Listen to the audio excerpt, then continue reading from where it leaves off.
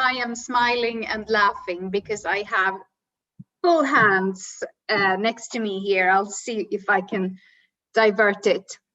But I am here to speak to you today about the Promise Hub. And we are so proud and happy to be working with our good colleagues in Bonigi who have helped us, or they haven't helped us, they management tool. And we call it the Promise Hub, as you know. And this is a case management software that has been developed to support multidisciplinary and interagency case management in Barnahus.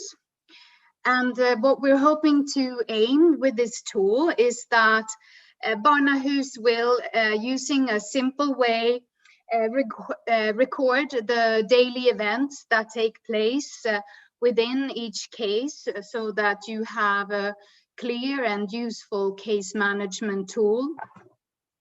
It will help you measure performance in your, I'm truly sorry about this, in your, God, sorry, breathe in, breathe out. It can help you measure performance. I'm so sorry. Poor Pikachu. Yeah, I'm sorry. I have this miserable cat. He's going into surgery in an hour and he's doing everything to get my attention. That's why, but I'll try to focus and get through this. It also provides you with a tool to measure your performance against the Barnahus quality standards. And it helps us at European level to collect comparable data. I'm so sorry. I am truly sorry about this. It's super unprofessional, but I just can't do much about it right now. And it will help us on a European level to collect comparable European data from the different Barnahus.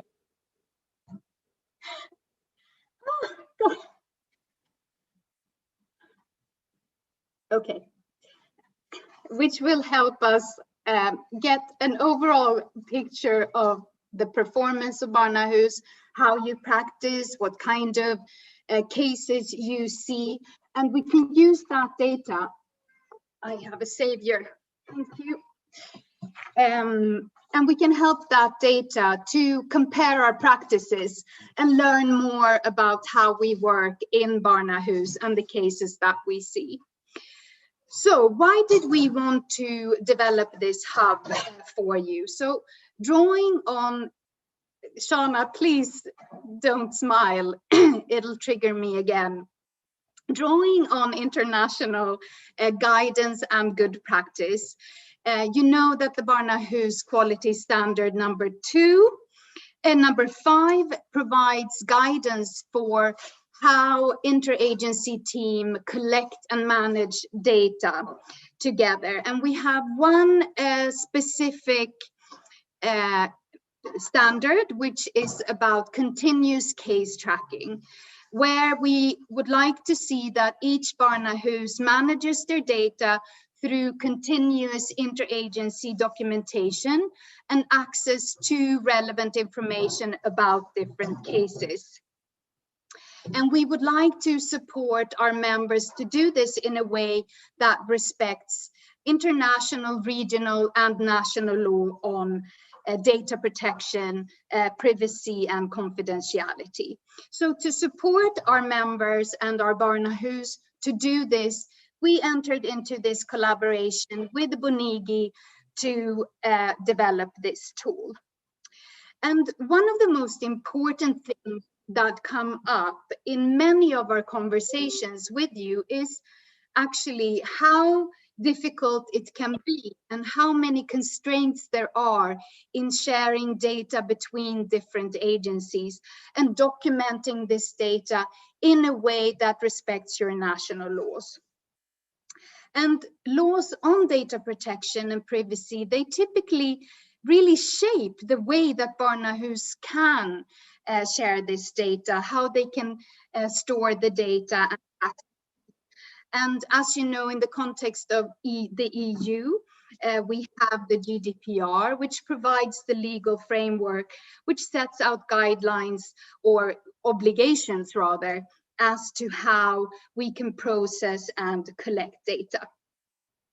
And the hub was designed to allow barnahus to register case-specific data in full compliance with data protection laws. And we carried out an assessment of the hub, a GDPR assessment, and it was carried out by a company that is called Linaltech AB in Sweden. And it really took a look at how well the tool in and of itself complies with data protection.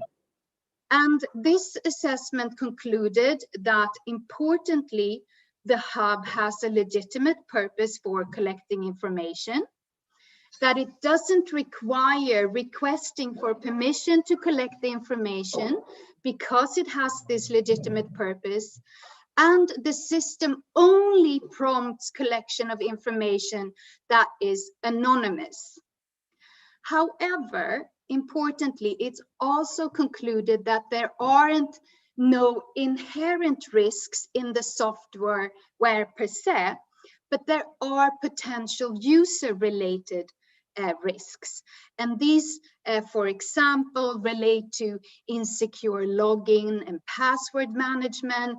If you record personal data incorrectly, which then could compromise the anonymity of the data that is entered into the system. So in summary, the hub is GDPR proof, and it helps you to collect data in respect of data protection laws, but only if it's used in accordance with its purpose to collect anonymized data, and if it's used in full respect of guidelines that address these user-related risks. And as Bonigi goes through the system today, you will become a little bit more familiar with these user-related risks.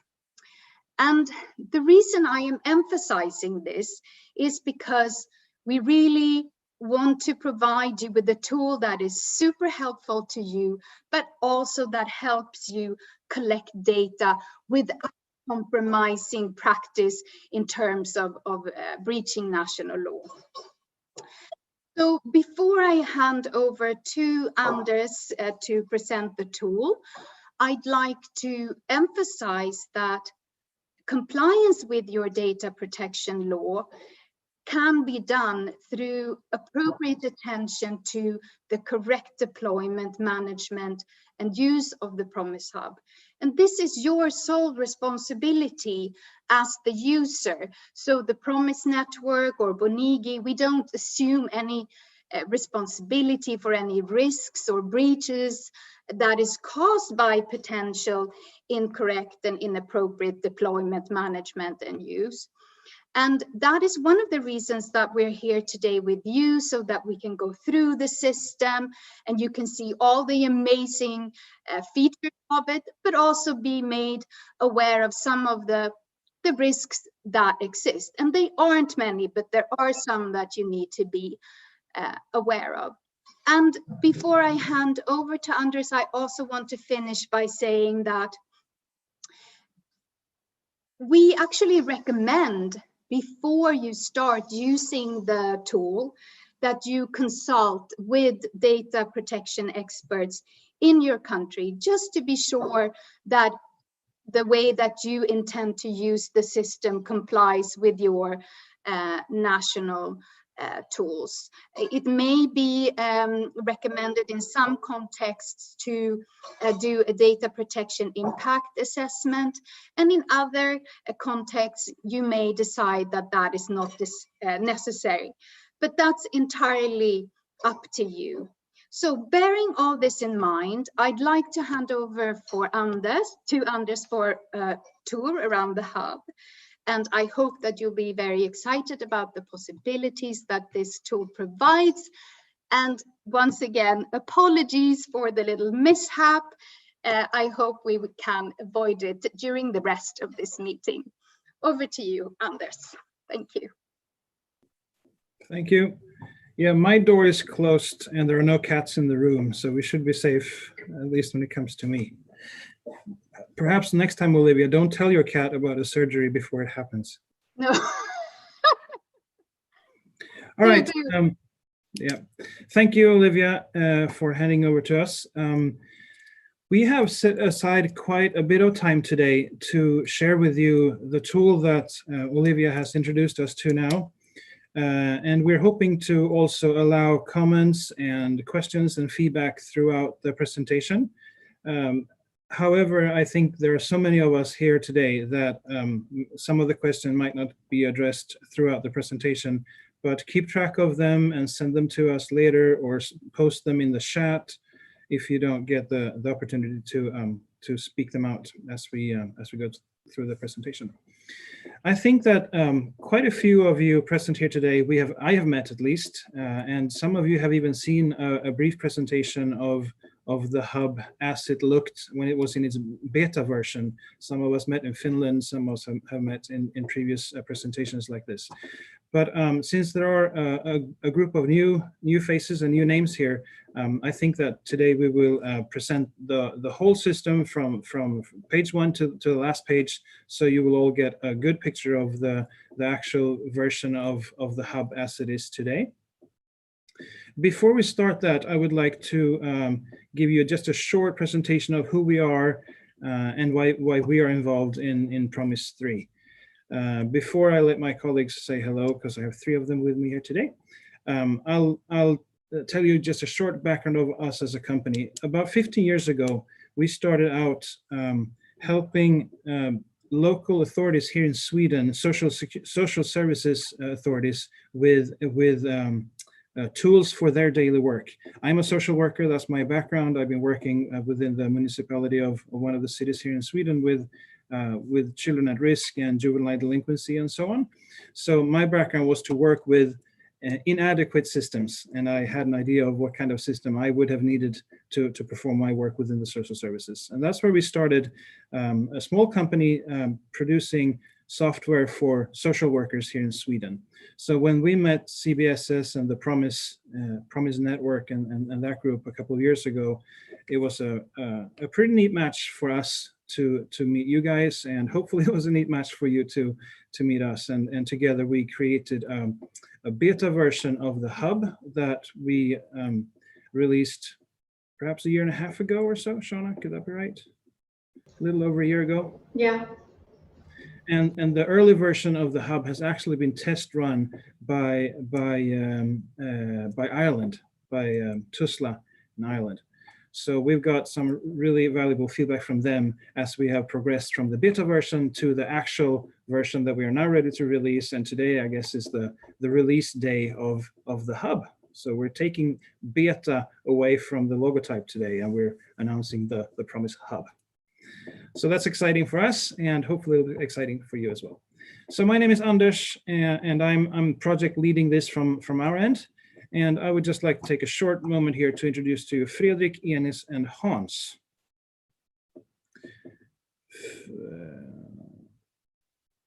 You have to say something for us to see you, right? If we have speaker view. Hi.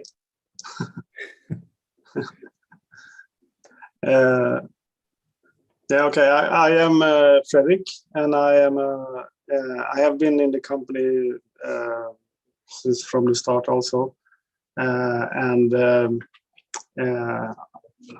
am the more technical part, where as a technical,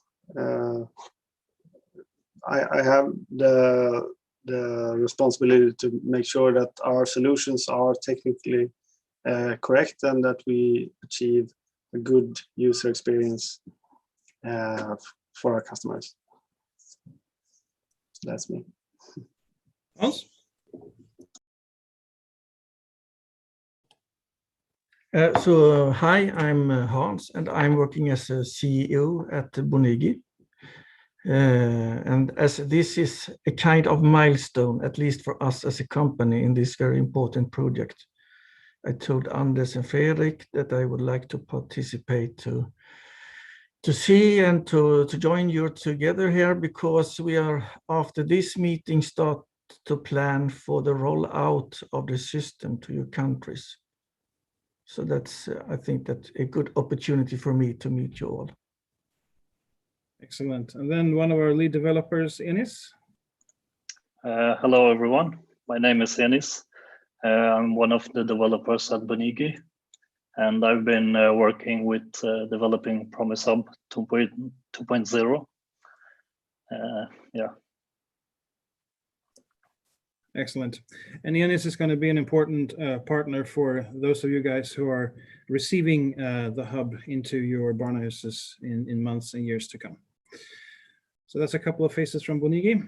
Other than the four of us, there are another 13 or 15 or somewhere around there people on different levels involved in the hub. All right. Is that good as far as introduction, Shauna, Olivia? Did I miss anything? I think so. All right. Then let's move into the hub itself. And I'm going to share my screen. Let's see. Share screen and pull down. There we go. Can you now see a Promise Hub logotype and the green login sign? Yes, we can. Excellent. The whole hub is actually cloud-based. There's no software that needs to be downloaded to your computer, and that also means that you can access the hub from any device that has an internet connection. So I think the link here itself is a demo link. This is not going to be the actual address that you will go to when you use this within your own Barnahuses, but for the demo, that's where we're going to go. That's where we'll stay. One of the first things that we would like to share with you about the hub is the new way of logging into the system. One of the areas that was pointed out in the GDPR assessment that Olivia talked about earlier was the importance of a secure way of logging into the system, which is an important part of any system, of course. And for those of you who saw the beta version of the hub, the login procedure back then was simply username and password based. We have since then moved the hub into the next level, or another level of logging in, of signing in. So we're now using Microsoft's MFA. What does that mean, Fredrik? Multi-factor authentication, is that right? Yeah, correct. Yes. So what I will now show you, and before I push the button, I'll explain what's going to happen. Actually, I can push the button and we'll go to the first step. This is going to be a two-way authentication process, which means that in order to log into the hub, I need a Microsoft account. And we are assuming that most of our users, most of the hub's user around Europe will have a Microsoft account or will have to get one. So what now is going to happen is that I will ask Microsoft to confirm my identity through the Microsoft account. So I'm now entering my Microsoft account password, which is super secret. And in order to step up the security, a second step here, Microsoft is now asking me to open an application in my phone. Maybe, with the, there is an application for the iPhone or for the Android that is called Microsoft Authenticator, I believe. And when I open the Authenticator application in my phone, I will enter my password, or in my case, I have the facial recognition. So it will see that I am who I say I am, and it will transfer that information back to Microsoft, and Microsoft will tell the hub, this is okay, Anders is who he says he is, you can let him in. And now this is in Swedish. If you do this from your country with the selected language within your Microsoft version, this will be in your language or in English. So I'll accept that, and that means that I will be let into the hub because Microsoft has confirmed my identity in the two-way authentication process. Did that make sense, or was that a bit technical? Fredrik, is there anything that you would like to add there, since this is part of your specialty? No, I think that's a good summary of it. This is something that the MFA that Microsoft has done is something that it invested a lot in, and a lot of systems and system developers are using it for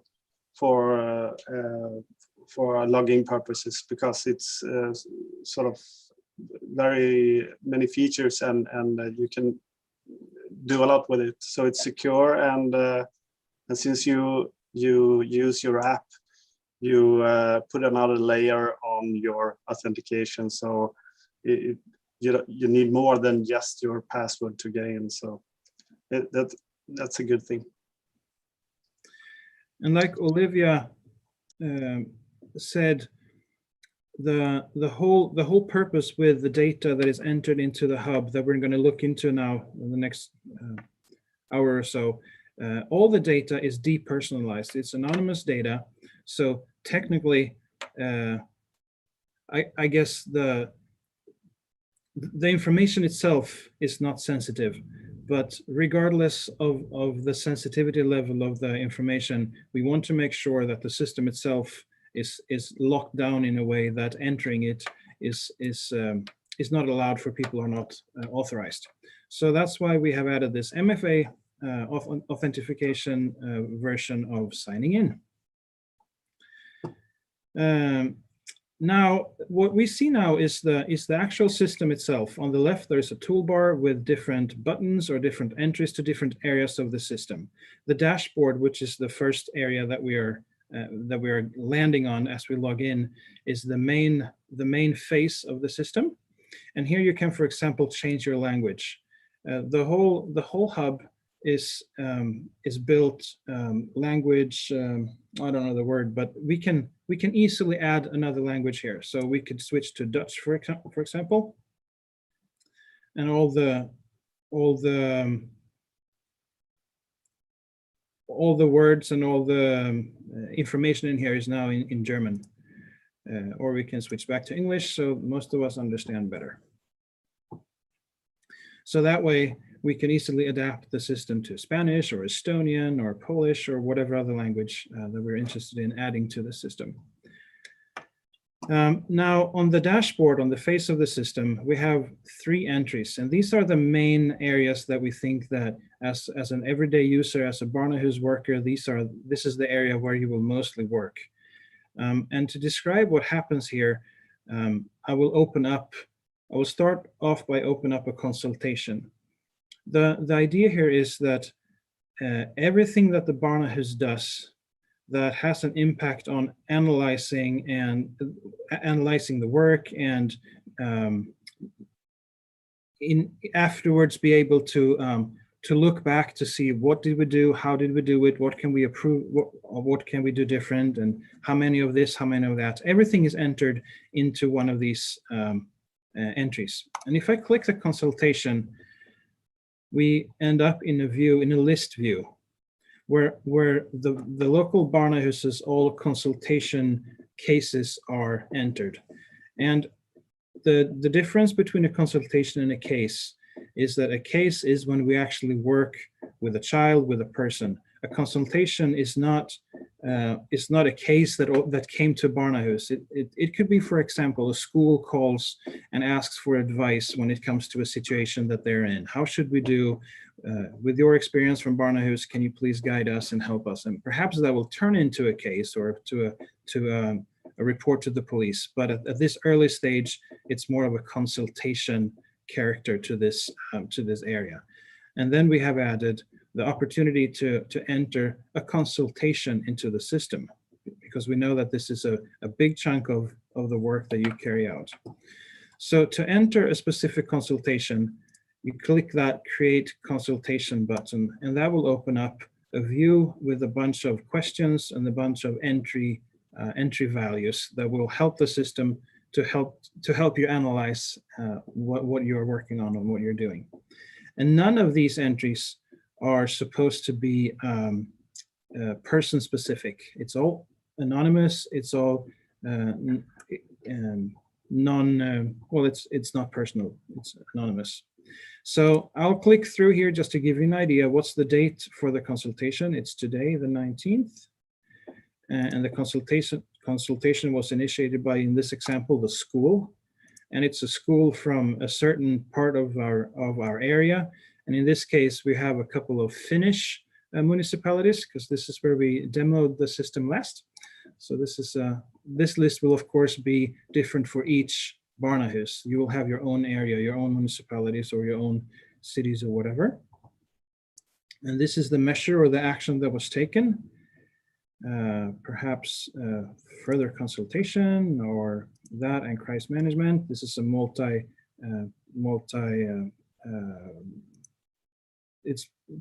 you can check several options there. Gender of who this consultation considered. If we know, then we enter the age. If we know, we can enter what kind of suspicion or crime. We can even enter a few. If we know, we can enter who did what here, who is the suspect, and the suspected role of the child. And we can also take notes. This is one area where we want to point out, to refer back to what Olivia was talking about. It comes down to the user's the user being careful here, because it's very easy to put my name here. I can even put my phone number and my address, and I can put a lot of personal information in a free text field. So when it comes to free text fields, this is an area where the user has to be extra careful not to enter personal data. So you could enter information here that is depersonalized, that makes sense for you to understand what's going on here, or to remember something, or as long as it's not personal data. In order to help the user to understand what to do here, and perhaps also what not to do, we have added into this version of the hub an information clickable information icon. And this is an area where we're working on adding several information icons throughout the system.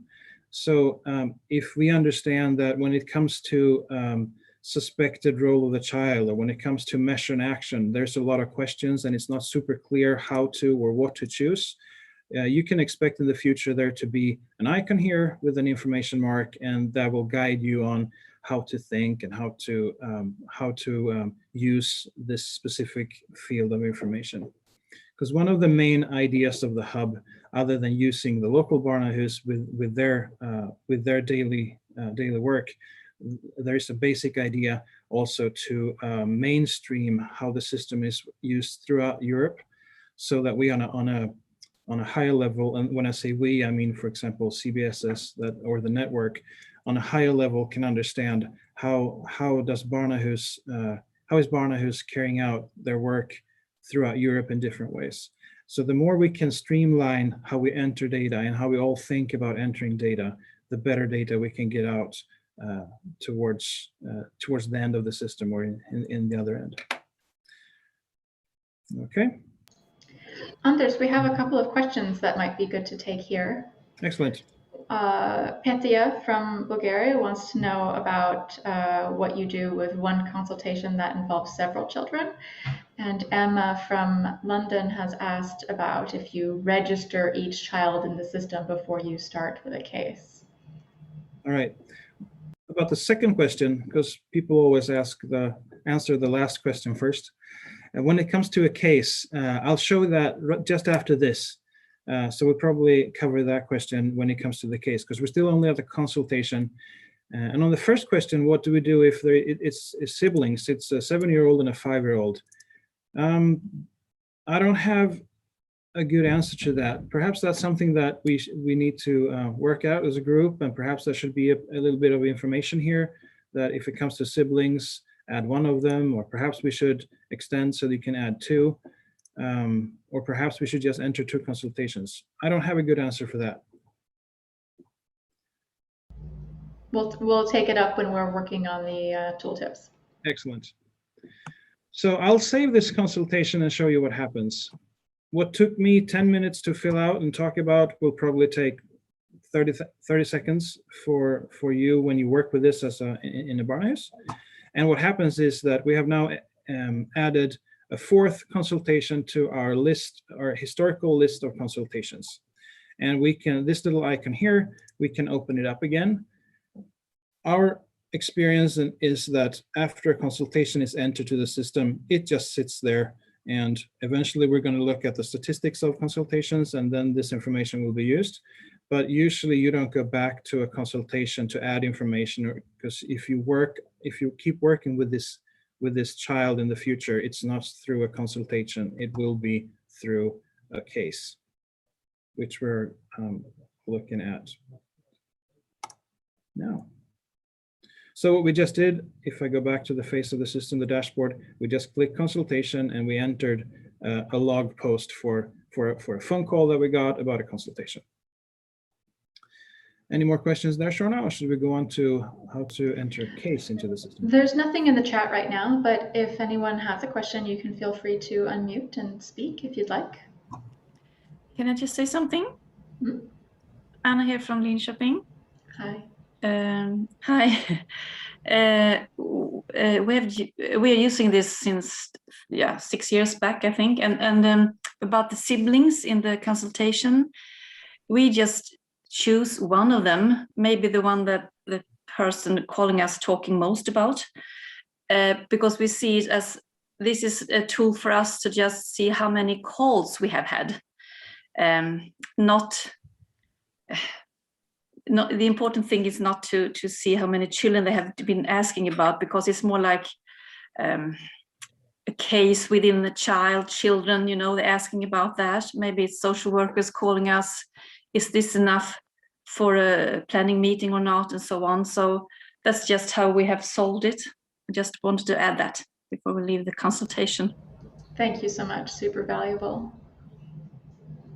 Anybody else? Someone, we have Lisa.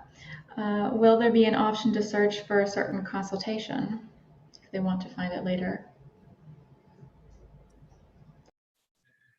Yes, searching throughout the system is probably something that we want to look into in the future, because that could be helpful in different areas. I think at the moment, there's no way of searching for a consultation. I'm not even sure there is a search possibility for cases. There are search opportunities. Oh, sorry, Fredrik. Oh yeah, you have when there's more than a specific amount, you will have pages on the grid on the list, and then you will have filters, and the filters will be on each specific column of data in the list. But to add a specific search tool, because you might want to search for more than just the data that is presented in the list, you will have to add a filter tool on top. But it is something that we could talk more about, and it's perfectly doable. Excellent. All right, so do we move on to cases? Yes, that sounds good. So we're back at the face of the dashboard, the face of the system. And if I click case, this is where most of the bulk of the time, or the bulk of your work at the Barnhouse, will probably be logged within a case. A case is goes more into depth when it comes to what you do than a consultation does. Same idea. When we click the case, we get a list of all the cases. And here again, the system, the idea is the same. You click the green button to create a case. We can also enter an old case if we want to add information there, but for the demo here, I'll create a new case. And same idea, you get a box on your screen with information that needs to be filled out. And there's a little bit more information when it comes to the case, but we'll walk through it here. Date of case, it's today. And then we come to a case number. This field is actually a free text field. Technically, you could write a name here. You could label your case a name. That would be a breach of GDPR, because then we're entering personal information into the system, which is not what we're supposed to do. There are a couple of different options of how you can label your cases, so you can easily find them. For the example here, I'll just give it a number. And my number for this case is 4545. And then we enter the date of report to relevant authority. We know that this case was reported to the police, for example, on April 1st. And just to give you an idea what we're going to look at pretty soon when it comes to statistics is the number of dates between the date a case was reported compared to the date we got it to Barnahus. That time period is usually very interesting to look at when you analyze your work, because we want to keep that as short as possible. And there are other dates that are also reflected in the quality standards when it comes to avoiding undue delay, for example. And this is a good example of how the system will know things about delay and help you measure how you're doing in comparison to the standards. And the case here was initiated by social services, suspected role of the child, plaintiff. Here's age. We have the gender. We have the home municipality again, which you recognize. And here we have different for the demo. Suspicion crime. Multiple choices available there. And this was the suspect's relation to the child. And we're not sure. So we can check unknown for now. If it becomes clear to us down the road who the suspect, about more information about the relation to the child for the suspect, we can go back and change this. Like so. Has led to prosecution. It's not ready. We're pretty much on day one. We don't know much yet. Has led to police report. Yes, it has. We know that. Special needs assessment. We know that there are developmental issues here, obstacles that we need to overcome within this case. So this is the opportunity for us to enter that information. Online element. Shauna, do you want to say something about this? I always stumble on the words here. Yeah, so the online element selection, as many of you know, there's, as children are living more of their lives online, there's a growing opportunity for them to be exploited in different ways online. So including with chatting and sending images and all of these things. So that's what this has to do with. All right, makes sense. We don't know. And child demographic, living with family. There we go. And then again, notes here. Now, same thing here. We haven't really worked out exactly where the information needs to go as far as helping you out to align how we enter data into the system throughout Europe.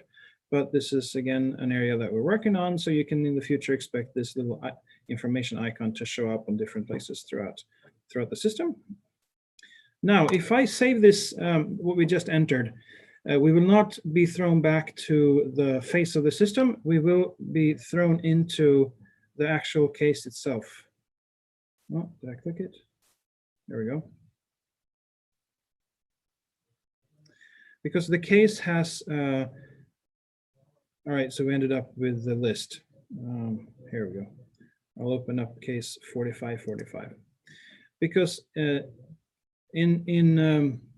difference between the case and the consultation is that the consultation, we enter the data, it's pretty much there, it's done, we hung up the phone, and we don't work more with that consultation. When it comes to a case, of course, this is day one of a long process, or what could be a long process. So a case itself is not closed just because we enter the data. Now what happens is that within the case, we can at any time edit this, because now we know more about something that we didn't know when we entered the case. This girl wasn't 14, she was 15, or it wasn't a stepfather, it was the father, or whatever. We can at any time go in and edit the case. But what we will do from now on, mostly within the case, is that we're going to add events. What you're going to see in a second is that underneath the basic information of the case here, we will start building a timeline. And I'll demo that by entering a forensic interview. So in this example, a forensic interview is the first thing that takes place in this case. So again, that will open up a module on our screen, and we will tell the system what day did this forensic interview take place. It took place today on the 19th, and the police was there, and social services was there, and medical staff was there. And there was a support person there from the school. And after the forensic interview, this girl went back to school. Was there an audio visual recording? No. What staff was there for the forensic interview? It was a professional interviewer. Was this forensic interview adapted to the child? Yes, it was. And this is a good example of how we eventually, I'll show you in a little while, will connect information that we enter to the system to helping you understand how your Barnahus live up to the quality standards. Because one of the standards involves, I don't remember the words correctly, Shauna, but adopting what you do to the child. What is the terminology we use here? So for example, if the child has developmental considerations, as one example. Yes, which we just said that this child had, and we adjusted the forensic interview to that by adopting this to the child. A follow-up event, if there is one, perhaps home visit, and again, notes here. If I save this now, you'll see that underneath the basic information of the case, a timeline has started. And since we have only entered one event on the timeline, this is the only event there. So from now on, perhaps this is all we did today, and we will log out and we will leave work today. And when we get back tomorrow and we keep working with this case, we're going to open up, we're going to go to consultation, we're going to find the list of all the children that we work with right now, and we know that, I'm sorry, we go to case. This is all the cases we work with, all the children, and we remember that for case 4545 is the one that I'm now working on again, and today we did something else. So I'll open that case and I'll click add events, and I'll add another event to this case. And this is a list of all the different events that can be added to any case. Perhaps now is a good moment for questions. Are there any, Shauna, in the chat? Indeed, there are. And just to note that my computer died briefly, so I lost the chat before my message. I do have this question, of course, from Bengt, who asks if it's possible to register multiple suspects in one case, how to handle that. Do you want more than one question? Let's do one at a time. Okay. So, suspect's relation to the child. I guess technically you could say stepmother, stepfather, and grandparents and other relatives. Would that be a yes answer to your question, Bengt? Yes, perfect. Thanks. Excuse me. Then next up, Sven wants to know about integration with other solutions. I'm guessing this means other softwares.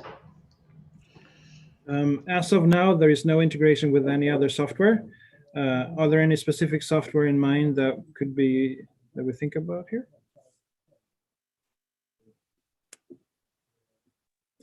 I know that we have gotten feedback from different countries where I guess there are some level of need to export certain data into other national system or where the Barnahus is required to tell specific things about cases to other systems.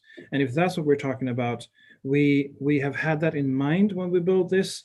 We haven't created any output from the system yet, but technically the tools are there for the system to shoot out numbers or genders or whatever's.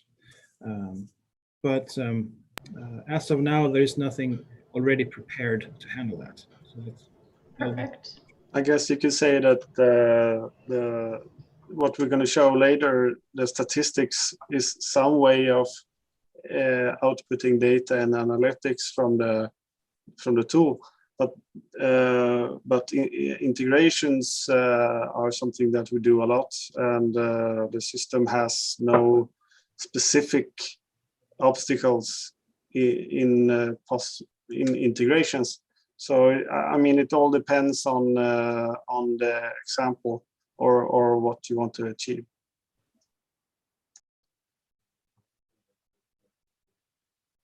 All right. Sorry, Anders, there's also a question from Lily. I don't know if you can see it, Shauna, in your chat. It's about the special needs assessment, if it's possible to enter more than one category there. Let's see.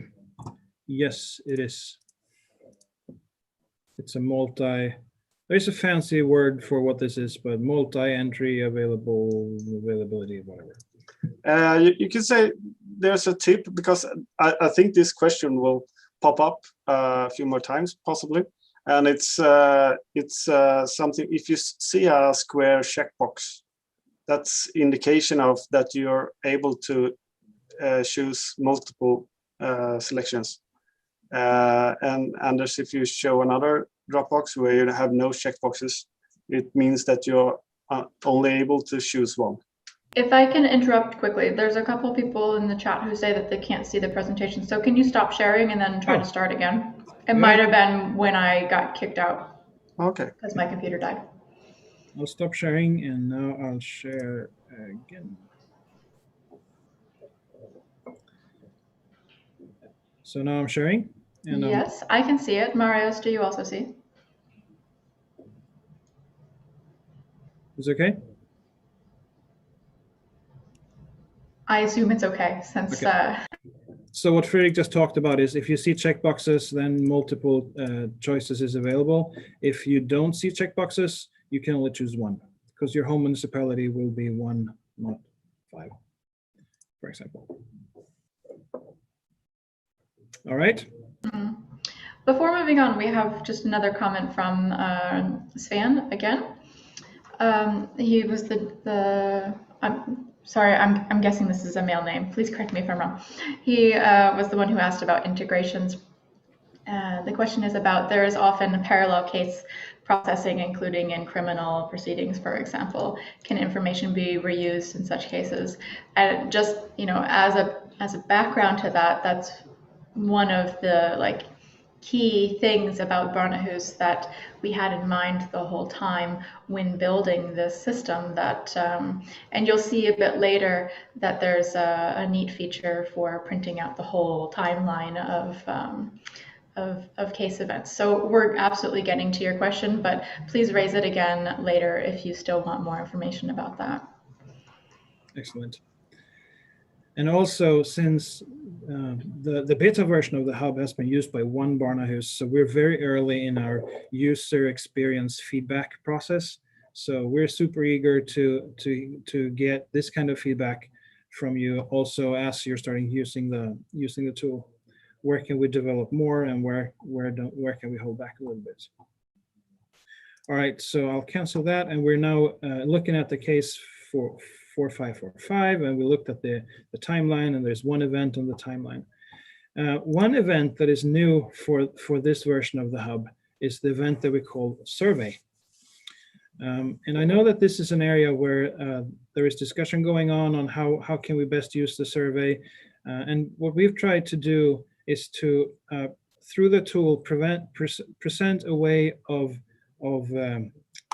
having a common standard when it comes to survey throughout Europe, as well as allowing for local Barnahus to have their own questions added to a survey, or perhaps even have only their own questions.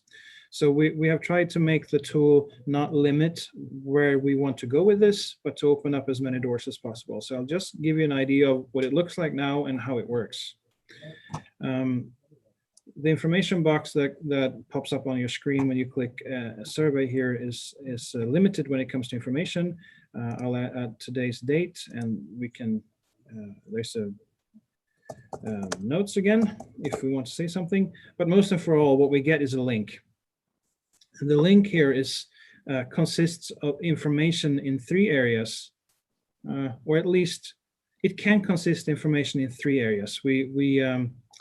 Because we know that many of you will have different surveys for different age groups. And the system knows the age of this. In this case, it was a 14-year-old girl. So the system can technically provide you with a link to the age-appropriate survey for 14-year-olds, which is for the youth or for the children or whatever. But feedback that we've gotten recently tells us that sometimes, especially this is the case of that, if we have developmental disabilities or difficulties within this case, perhaps we want to present another survey than the 14-year-old survey to this specific child. Perhaps it would be more appropriate to show the 7-year-old survey. So we might have changes going on here in the future, but for now, the system will present the survey that is age appropriate according to the age entered to this specific case. The link will also contain information on gender and on what municipality this person comes from. So I'll save that, and before we open up the survey, I'll show you what happens to the timeline. We had the forensic interview already on the 14th, on the 19th of April, and also on the 19th, we added the event, the survey. The fact that the survey event is on the timeline will help, and also the fact that I just put notes there might help my colleague, because tomorrow when I don't show up for work because my back hurts and I'm sick, my colleague will know that a survey was already presented to the child, for example. So now that link that we just got there, I'll add that into another tab. Olivia, I see that you have unmuted, and I know that you have to run out soon. Maybe I'll just let you. Do you want to interrupt briefly, Olivia? No, I just wanted to check with you if you had Anna's question in the list. Yep. Okay, good. Then I don't need to intervene. And indeed, I do need to leave in a few minutes. So I bid you all farewell, and thank you for your understanding earlier. Have a good night. Bye. Bye. And we will take a break soon after we look at the survey. Okay, good. So we have put together a survey for the demo here that consists of 5 questions that are universal for the tool, that might be the same for the whole Europe, and 3 questions that are specific to our local Bonigi Barnahus. So this is what it looks like. Start survey. You will get question number 1. Did someone explain to you what Barnahus is before coming here? Yes, someone did. Go to next. Da, da, da, da. Yes, someone did again. No, someone did not. Not sure. I'll just click through this without even reading the questions somewhat. And then there is notes here. This is actually the last question of the of the Universal Barnahus questionnaire for this example. Now when I click on next, the feeling for me as a respondent to this survey is that I'll just go to the next question. What happens in reality is that I just jumped to question number 1 of the local survey for this specific Barnahus. So yes, and not sure, and mostly, and more info here that I want to share, and then I click next. Survey completed. So now what happens is the information that I just entered through the survey will be presented to the local Barnahus, anonymized. Brilliant. Questions? Take a break? Yeah, there's one question here from Louise in Scotland. She said that sounds great to have options to ensure fully child-centered in seeking children's views, also a survey link for parents/carers, non-offending, or does this happen somewhere else? Actually, I don't totally understand the question. Is it about the link or? Sorry, it was just to ask whether or not there is a survey option for parents and carers to share their views of the experience of Barnahus. We haven't gotten to that part yet, and that actually segues me into what I wanted to say about the surveys in general. We have a working group in the Promise Network on child participation, and surveys is definitely one thing that we are discussing, and we've had discussions about the experience of this in the United States, for example. They have a very interesting program ongoing right now. So this is still the content of this. I'll put it that way. The content of this is still under development, but in terms of the technical solution, as you can see, it's quite a simple one that you can use on a phone, on a tablet, on a computer. In the service, you can have Barnahus staff walk the child through if needed, for example, or however you give your surveys. Actually, a question that we haven't talked about in a while, Anders and Frederick, about paper. In case a child needs to fill out a paper one instead of a digital one for whatever reason, how does this get input into the system? Right. We have other systems that we host to different authorities, and what I know that some of them do is that they have a printed version of the same questions, and they let the child answer by checking the boxes with a pen, and then they themselves open the link and they transfer what they see on paper into the system to digitalize that survey. So it will require that extra step of labor of transferring from paper to the system through the link, but that's totally doable. Brilliant. If there's no other questions about the survey right now, just shout out. We will take how about a 10-minute break, so we'll come back at 10 past the hour, whatever time it is where you are, and for all of the questions that we haven't gotten to, I'm planning on when to get to them when we get to certain parts of the system. And when we get back, we'll look into the log. That is the third entry of what we're demoing today. Great. See you all at 10 past. Yeah.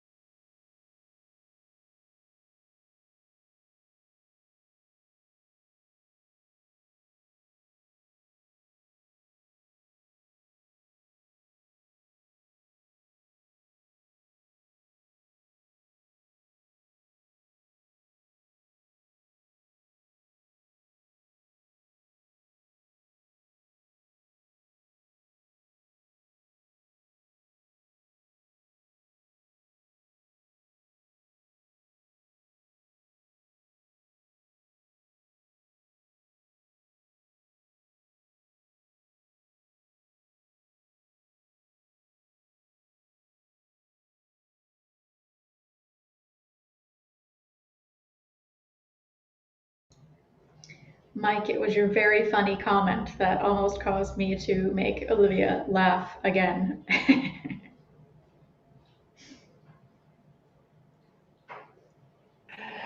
Yeah, I've always wondered what it's like for cats when they have a little bucket on the head.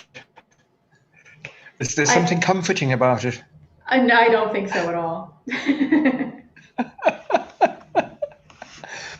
It kind of reminds me of the type of clothes that Victorian women used to wear, where they had the very frilly neck bits. Mm-hmm. So it's what they call notions here in Ireland, you know, that perhaps cats have these ideas above their station.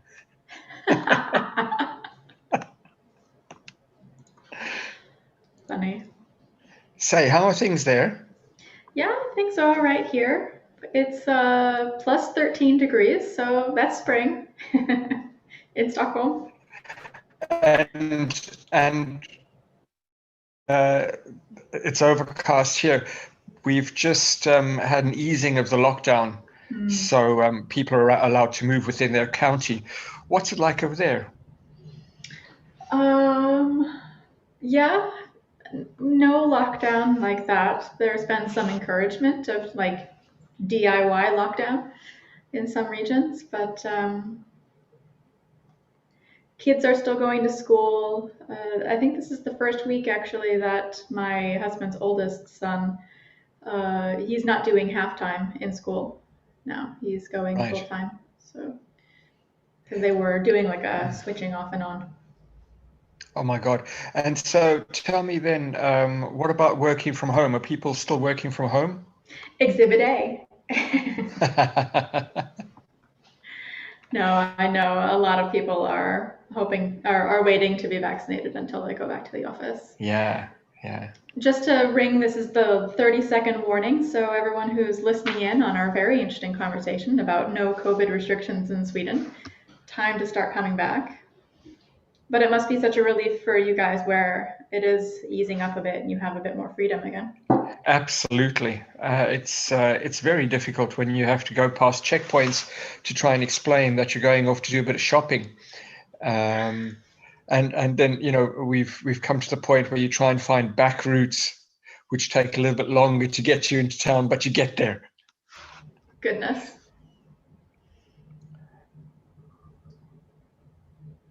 But the vaccination programs are kicking in at the moment, which is good too. Still going quite slowly here in Sweden. We were reading today that they're tossing AstraZeneca doses in Stockholm, which is like, give it to me. That's my... Yeah, absolutely. So welcome back. It's 14:10. We're gonna jump right back in. And before we move to the log, Anders, I think we should go back to case and look at that case list because we have a couple of questions in the chat about this one, like the event list. Yes. The case list or within a case? Within a case, the events that you can add to a case. Yes. So I'll open my case 45 again. Perfect. And scroll down to the timeline. Is it this list we're looking at? Yeah, that's the one. So we have one question from our colleague Anna in Poland. And so the question was about other event, actually. If you click on other. Oops.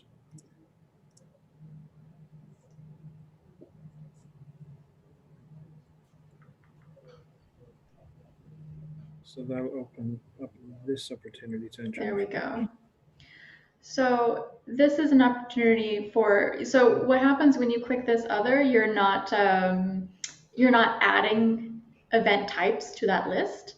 And one reason for that is, you know, a core part of this tool is that we're using it to help you to keep track of your case data, to be able to check up on your performance, and specifically checking up on your performance measured against the Promise Barnahus quality standards. And so if we were to give you guys the opportunity to just start adding event types, it would make it more difficult to ensure the veracity of and the completeness of the data in the other parts of in the other event types, where those things are going into measuring your progress against the Barnahus quality standards. So there is this other event type where you can put a description in, and this is something where we're going to have to put some guidance under that little I button in the corner there, encouraging you to think really carefully about, is this really an other, or does it live with another event type? Anna, if you have more questions about that, please feel free to unmute.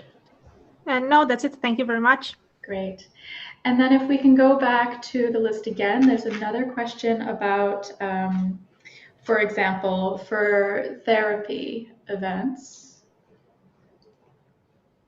therapeutic intervention. Can I open it? Yes, please.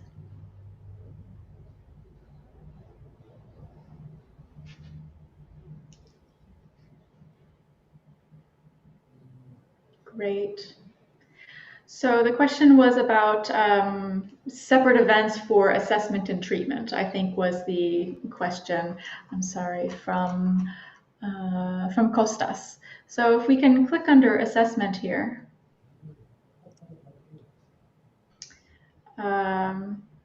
You'll see that you have assessment as an option, and then you have the different treatment types as options.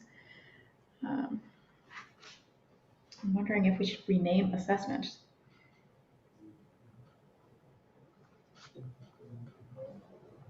Question for myself for later. So that's how we handle that here. There was another question, Kostas, that you had for child's developmental history. I believe that this would go when you are doing the core case data about the special needs assessment, for example. It has to do with the individual assessment that you do when the child first comes to Barnahus. But anyone on the call who thinks that there's another way to think about that, please do let me know.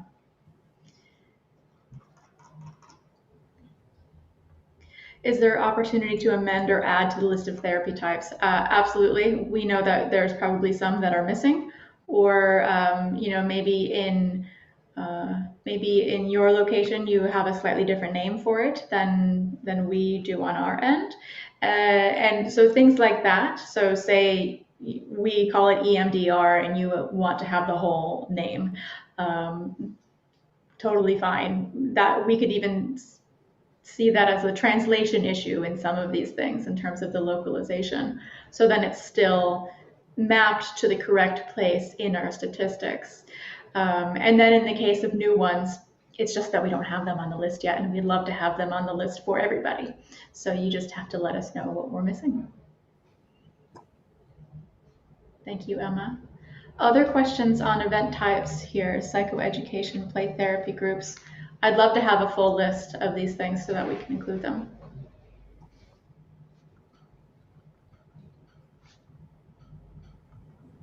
All right. Any more questions before we go on to the log?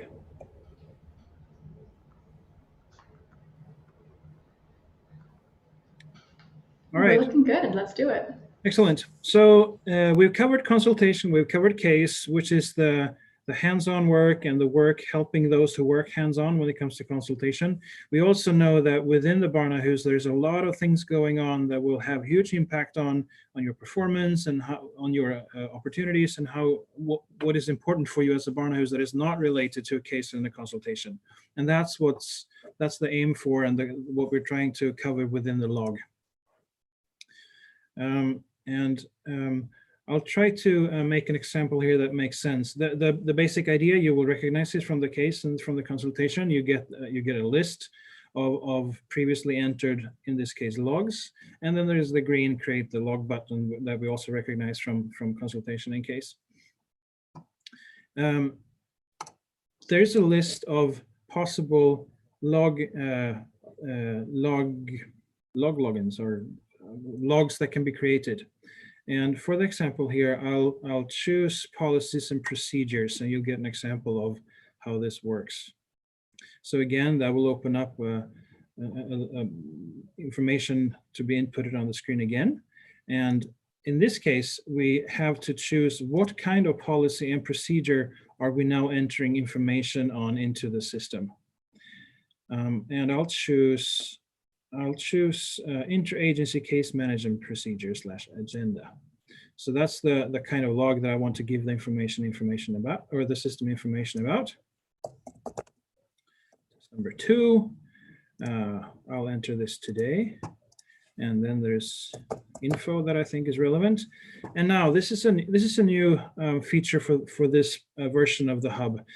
We have added a big chunk of possibilities when it comes to attaching documents to the system. There are a couple of restrictions related to adding documents. We do not allow documents to be added on cases and on consultations because we know that they will easily contain personal information. But when it comes to log posts, we can open up the opportunity to attach documents. So we need to tell the system what kind of document do I want to add. And now we're not talking, is it a Word document or an Excel file? It's rather what type of document as far as what are we entering here. And in this case, I'll enter an adopted document. And this opens up file selection upload module on my computer. So I click that, and that will open up on my computer, and I'll choose the interagency agreement that we adopted in January 2021. I could even throw in more files here and upload multiple files at the same time.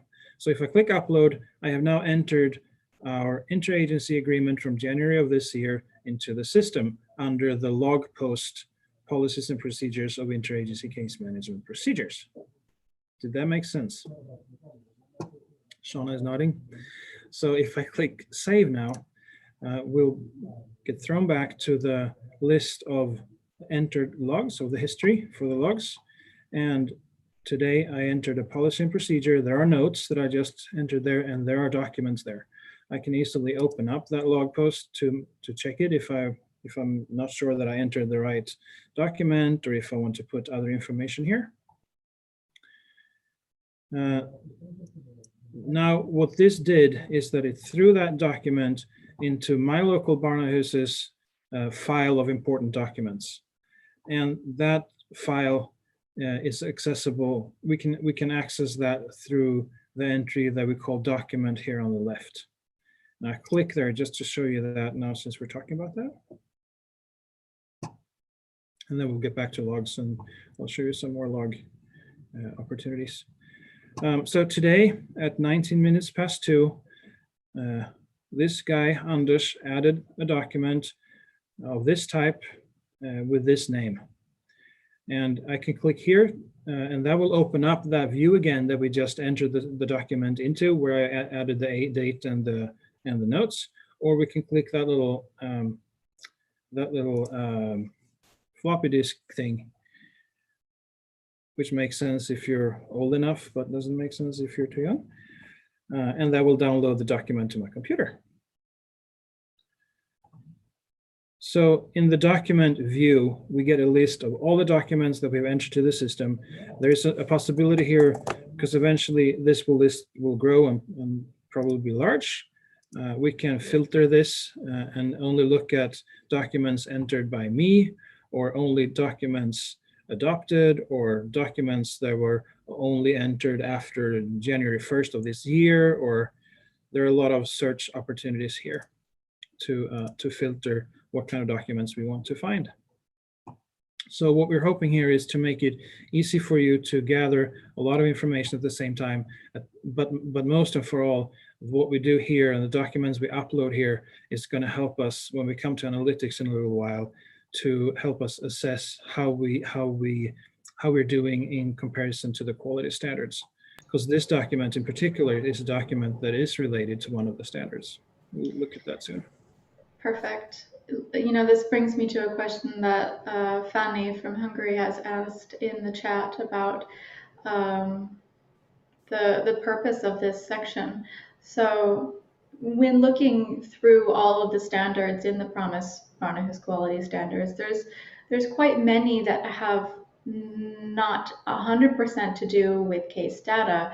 It also has to do with the setup and the policies and the staffing. So you'll see in this list under create log, under staff, in this section, you're going to go in and you're going to select the type of staff and the role that they have, the agency that they represent, their level of specialization. And then when you have a full staffing list here, at some point in the statistics area, you'll be able to look at this as a whole and see if there are any gaps in the roles that you have represented, which roles are missing.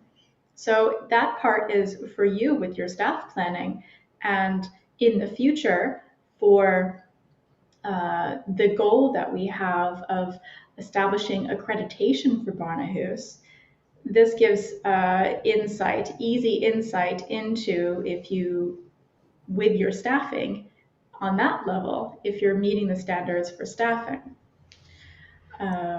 Just as one example here, but there are many more examples in this log section about, for example, if you,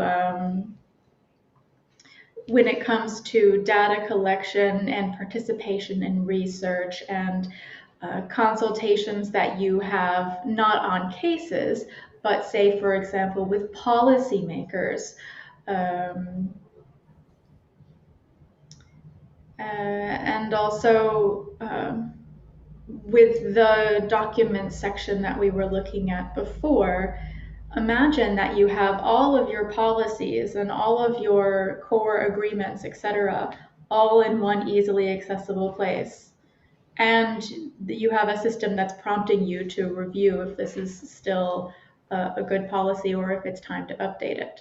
So this is where the log section is headed. Some of these things are already in place, and some of these things will be developed as we go along, depending on priority and need and interest. I'll stop there with the purpose of the log. Questions, thoughts?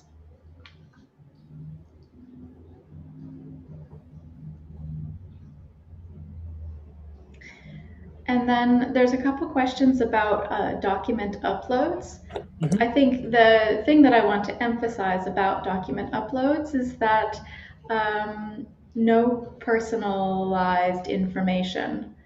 Again, going back to the purpose of the log, when we're talking about the things that we're uploading into the log, we're talking about policies or maybe, you know, the minutes from a strategic meeting that you had with all of the directors of the agencies that are involved in your Barnahus, for example.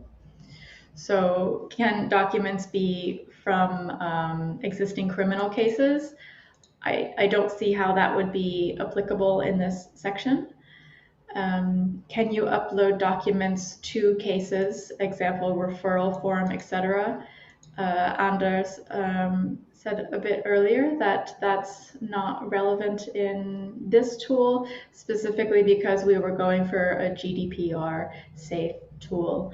And, you know, Anna Pettersson, if you're still on the call, I think it could be interesting for others on the call to hear about how you handle those types of organizations of those things, because Sweden has for quite many years had pretty strict restrictions on keeping lists and documents and things of these types of sensitive information.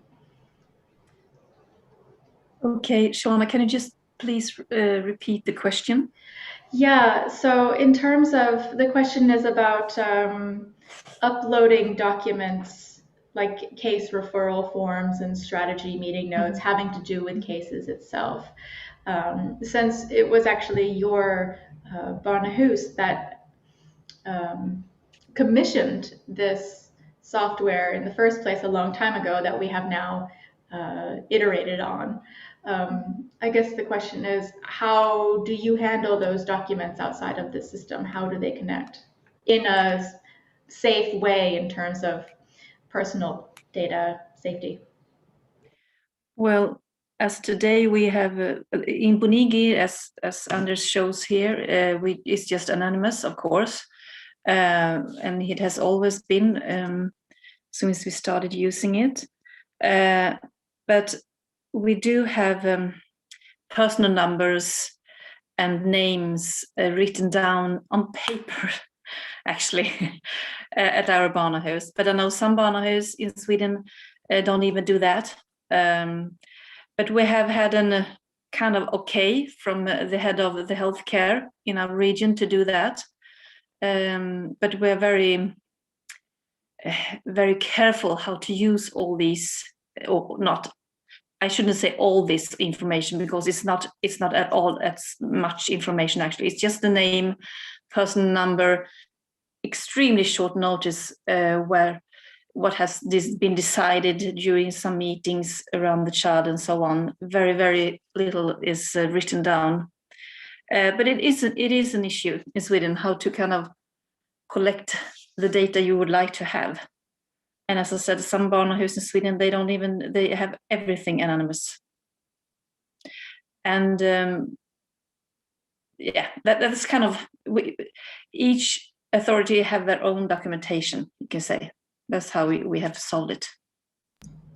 Thank you so much. And this brings back, I think, to what Olivia was saying in the beginning of the presentation today, that for every location that is considering bringing this tool on board into their work, that you'll need to consult with your local authorities, your internal policies, etc., to decide what is relevant for you to meet the legal demands placed upon you in terms of safety.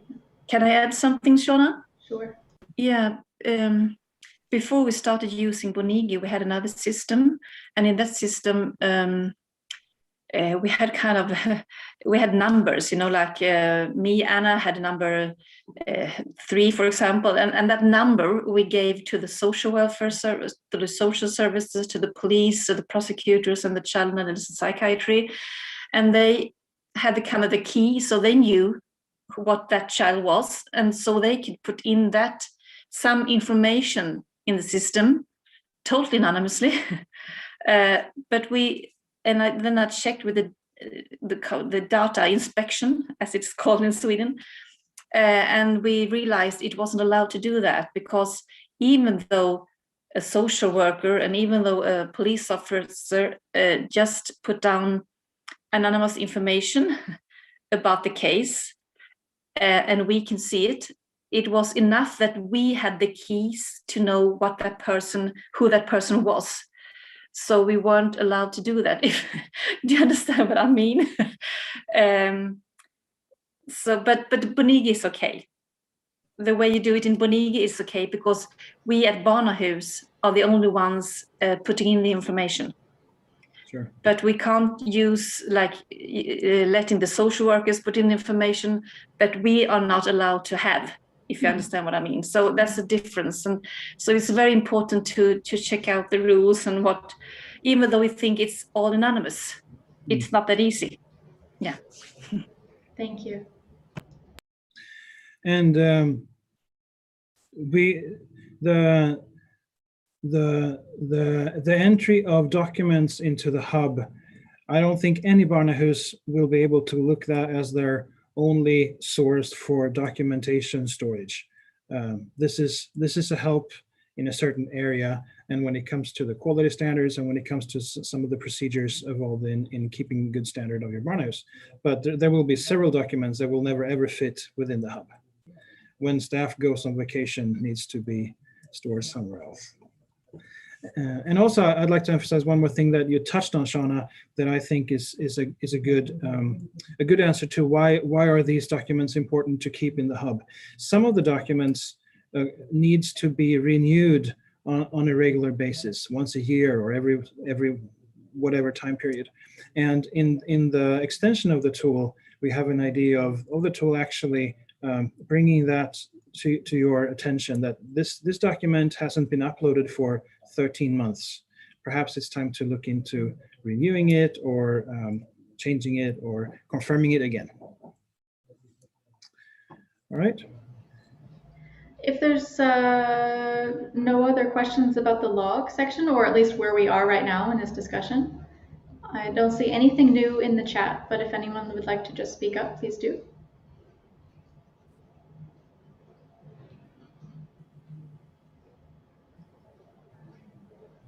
Then we will move on to the analytics part. And this is pretty much the last area where we have developed some new features. And after that, it's all open for questions again. We did just get one question at the last second here from Emma saying, so does this mean for each case that you record info in the system, then record your clinical notes somewhere else? Specifically, correct. Clinical notes. Clinical notes are not stored within the hub.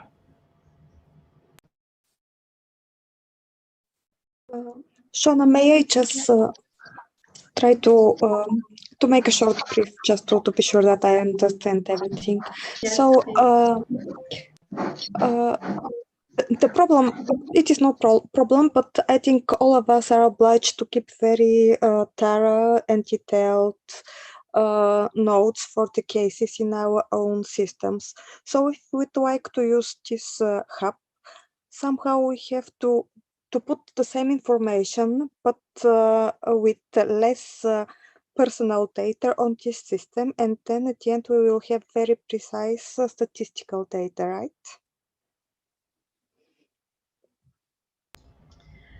You understand? We have to maintain our own systems for the cases which are detailed, we are really legally obliged to maintain such systems.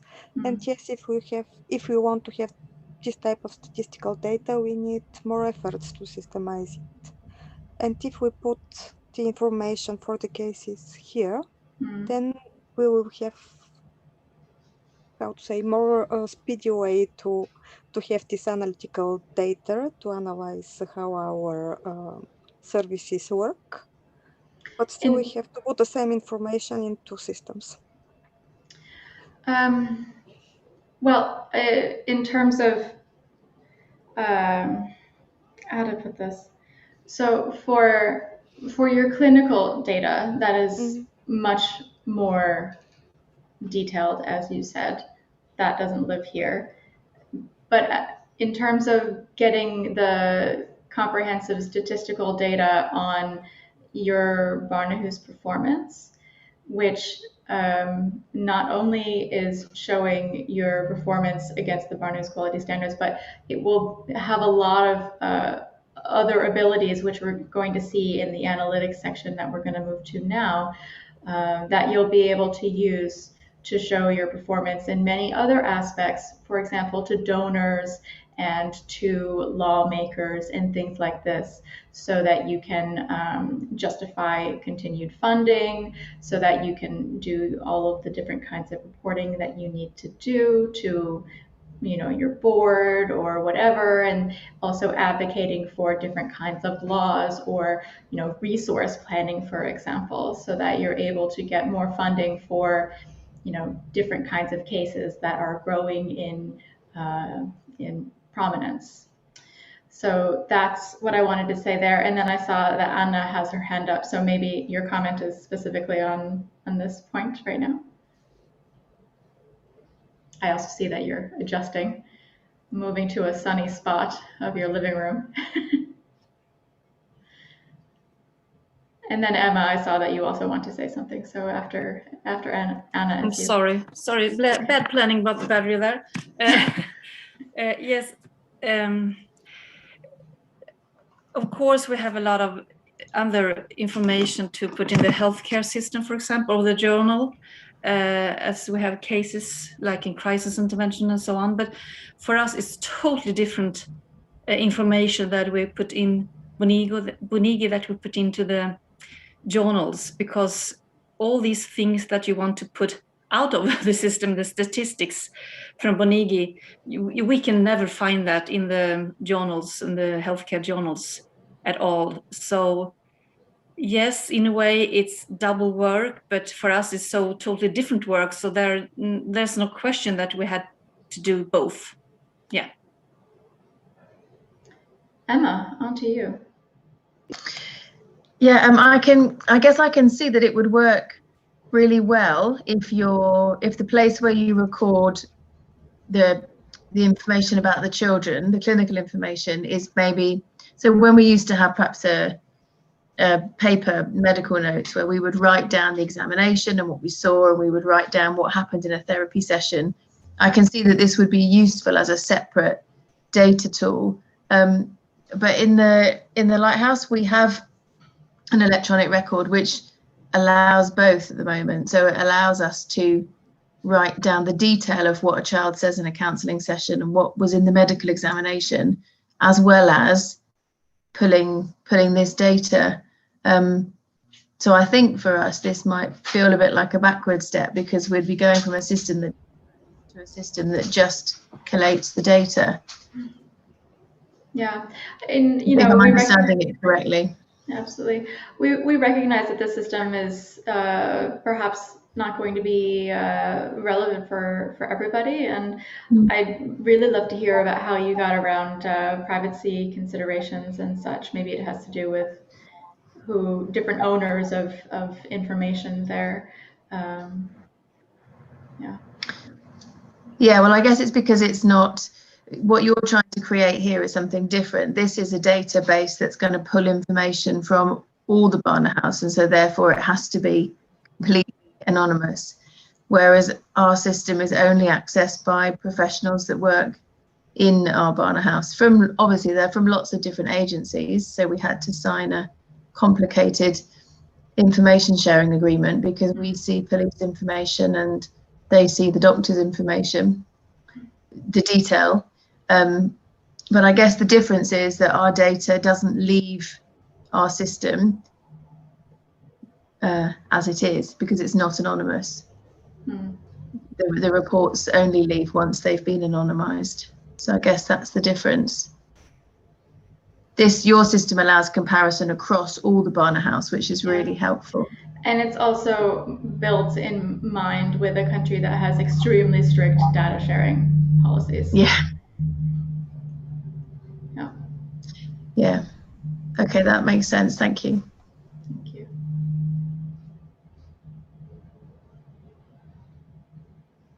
I should say before we move on, Anders, about our future plans for accreditation, and how, for example, if you can't use Hub, can your location still be accredited? Obviously, we haven't gotten very far in the technical details yet, but we of course will, it will be necessary that we're able to hand out accreditations for Barnahus who are not using a Hub. So it won't be mandatory. It will just be a lot easier. We'll put it that way. And we'll see why now that we're moving on to the analytics section. And before we do that, if I can add a few words on the discussions we just had, we've put a lot of effort into making entering a case and entering a consultation as swift of work as possible. So even though it's taken an hour for us to go through it now or two, we're talking seconds or at the most a minute to add a case, and definitely a second to add a consultation. So hopefully when it comes to double work to some extent for some Barnhouses, that double work is not going to be a burden too heavy to carry for the good that comes out at the other end, at least. So that's our idea. Okay, so let's move on to the analytics section. So we have now, for this version of the Hub, unlocked this button for the analytics. And again, you'll recognize the idea here. There is one area for analytics when it comes to consultation. There is one area for analytics when it comes to cases, and there is another area for analytics when it comes to the policies. And we'll look at policies last, and I'll just mention statistic thoughts here about consultations and cases. The idea here is that we haven't yet put a lot of effort into exactly what kind of data is wanted when it comes to being able to analyze your own Barnahus. We know that there will have to be some kind of a filter, because you'll need to address what kind of areas you want to analyze this time, or what time period, or from what municipality, or a specific crime in combination with a specific time period, and so on and so on. So there will be a filter, or there is a filter, and then there is a lot of numbers just being pulled and presented. In this case, it's just presented on the screen. This could be exported to Excel. It could be exported to in different formats, depending on what the need is for the Barnahuses that are going to use the system. So I'm not going to dive into exactly what kind of data is being pulled out, but the general idea here is that any data within the system can be combined in this analytics section. For example, here, timeframes, days from this to that, and between this and that, and before that, and so on. Anna has raised her hand. Yes. Yes, I'm just about to send you a list, Anders, over things that we can't analyze, right.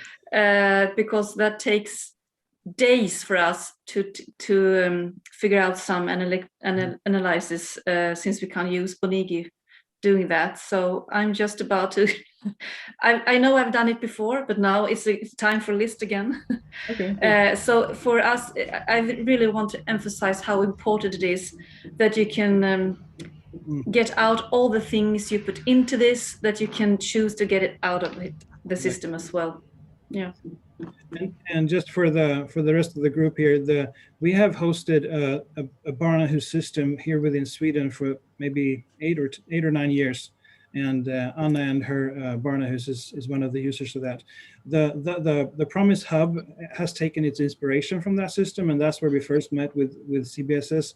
But the hub is vastly different in its core from what some Swedish Barnahuses are using now. So your input will be valuable, Anna. Will benefit Absolutely. A lot of Barnahuses, even though it's not the same system. And yes, this is kind of the reason why we do this, because we want to analyze it. That's kind of the whole point. So it's very important to figure out how to get out right things from the system. I just wanted to add that. Yeah. And we look forward to learning from the rest of you as well, as you start to get acquainted with the system yourself, so that we can customize and create new reports and things like that others might not have thought of, that are extremely useful. And we also know from previous experiences that there are different levels. When the politicians, or when the money keepers ask questions, they just want numbers. How many of this? How many of that? To make sure that they got what they think is good value for their money. But when it comes to analyzing your own work, it's not just numbers that matters. It goes much deeper than that. So there will be layers, I'm sure, in the future of the analytics on depending on who's asking the questions, how deep and what kind of analysis you want to make. And we're making sure that that the system is able to handle many different layers, especially when it comes to the deep end of analytics. All right, so that's consultation and case when it comes to analytics. Now let's go into the policy part of analytics. This is the system's effort to help your Barnahus to understand how are you doing when it comes to the quality standards of the Barnahus. We call it policy benchmarking. That might be a word that we will change, or we'll keep it. But the idea is that we're trying to present in an easy to see and easy to get a feeling of way, how are we doing? And I'll show you that by opening this one, because I think this is MDIA collaboration. Yes. We have 3 levels of compliant or how are you doing compared to this specific standard? You're failing, you're okay, or you're excellent, which we call best, green, yellow, and red. And if you remember a while ago, we entered a document, we entered an interagency agreement into the system. And since we did that, and we even called it an interagency agreement when we entered that in the log post, the system knows that we have entered an agreement, which means that we check on that when it comes to the list for quality standards in this area. So that's a green. But we do not have a collaboration agreement for child protection services in place. We just haven't we have not uploaded that, so that's a fail. So the comment here is a little bit short as of now. We'll probably change this to explain what needs to happen for this fail to become a best, for it to go from red to green, or at least to okay. So the idea here is that the comment section will help your Barnahus to see what can we do to improve when it comes to this specific quality standard. You can actually read the indicator and say if it's no. So if the child protection services is in place, no, it's not. So, but it's as Anders said. I think we can. I think CBSs might have some ideas how to go more into detail, maybe. So I just opened up that one section, and there's all these correspond with the quality standards of the Barnahus policy. And on top here, you'll get the overall ranking. If you add all the greens, there'll be 24. If you add all the yellows, there'll be 12, and the reds will be 12. Shana, do you want to add something here? Just how excited I am to see this part of the tool coming together. We've been dreaming about it for so long, and many of you on the call will be familiar with something called the tracking tool.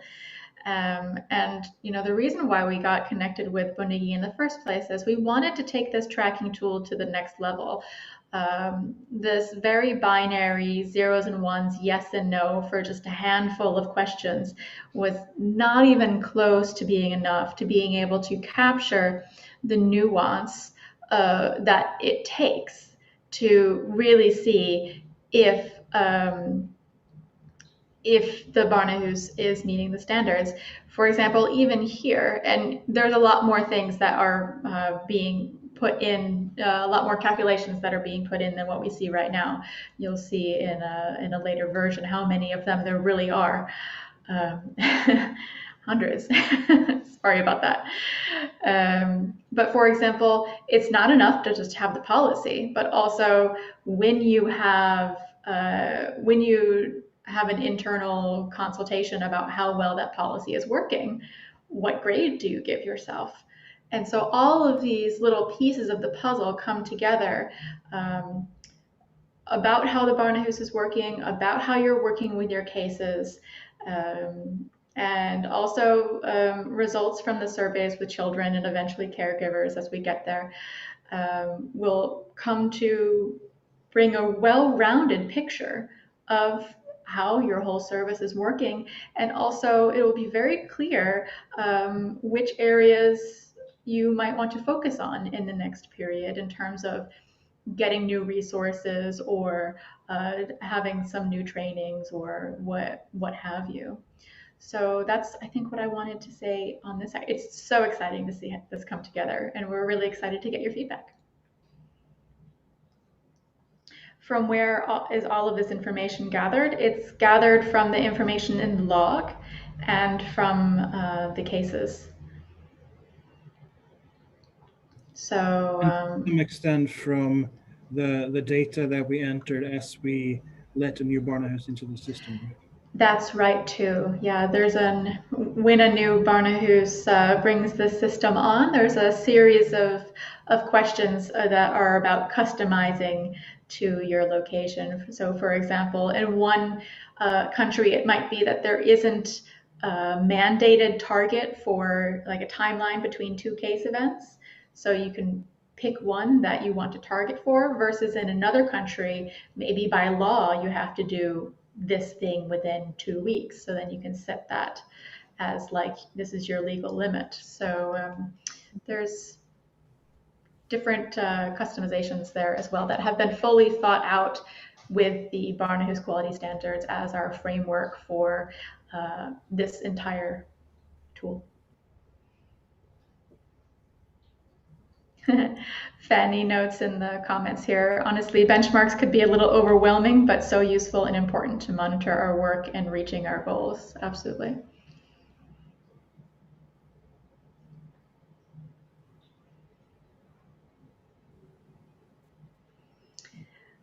Now might be a decent time for a break.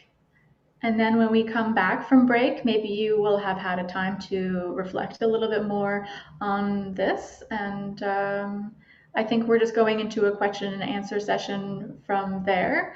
One change from the agenda is that we were to have a presentation from Ireland about their DPIA.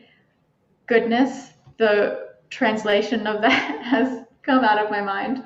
Data protection something assessment.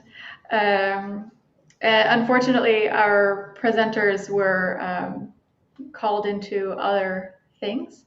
So, so that specific part of this agenda will not happen.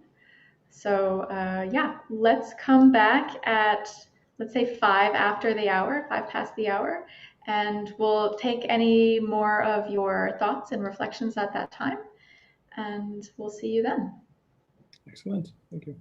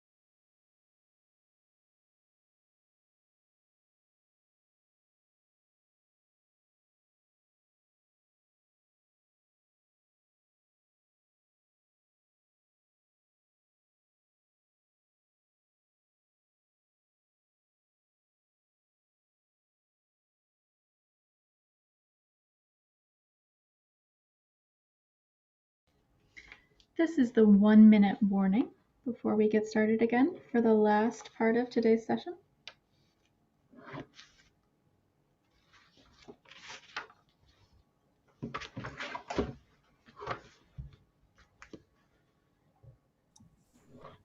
Thank you, Shona, for being an excellent moderator. Thank you.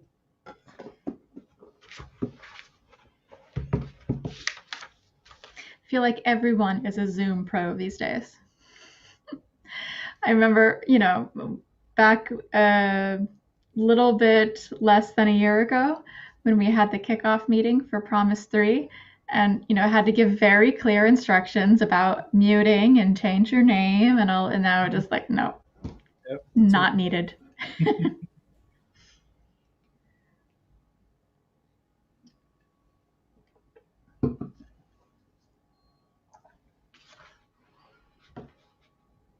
All right, let's get going. So we had a question earlier today about,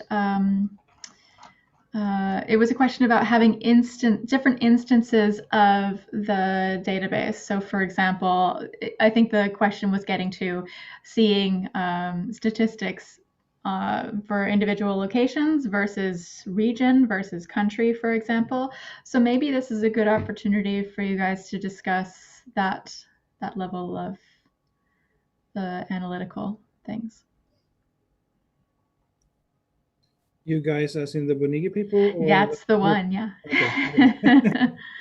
Sure.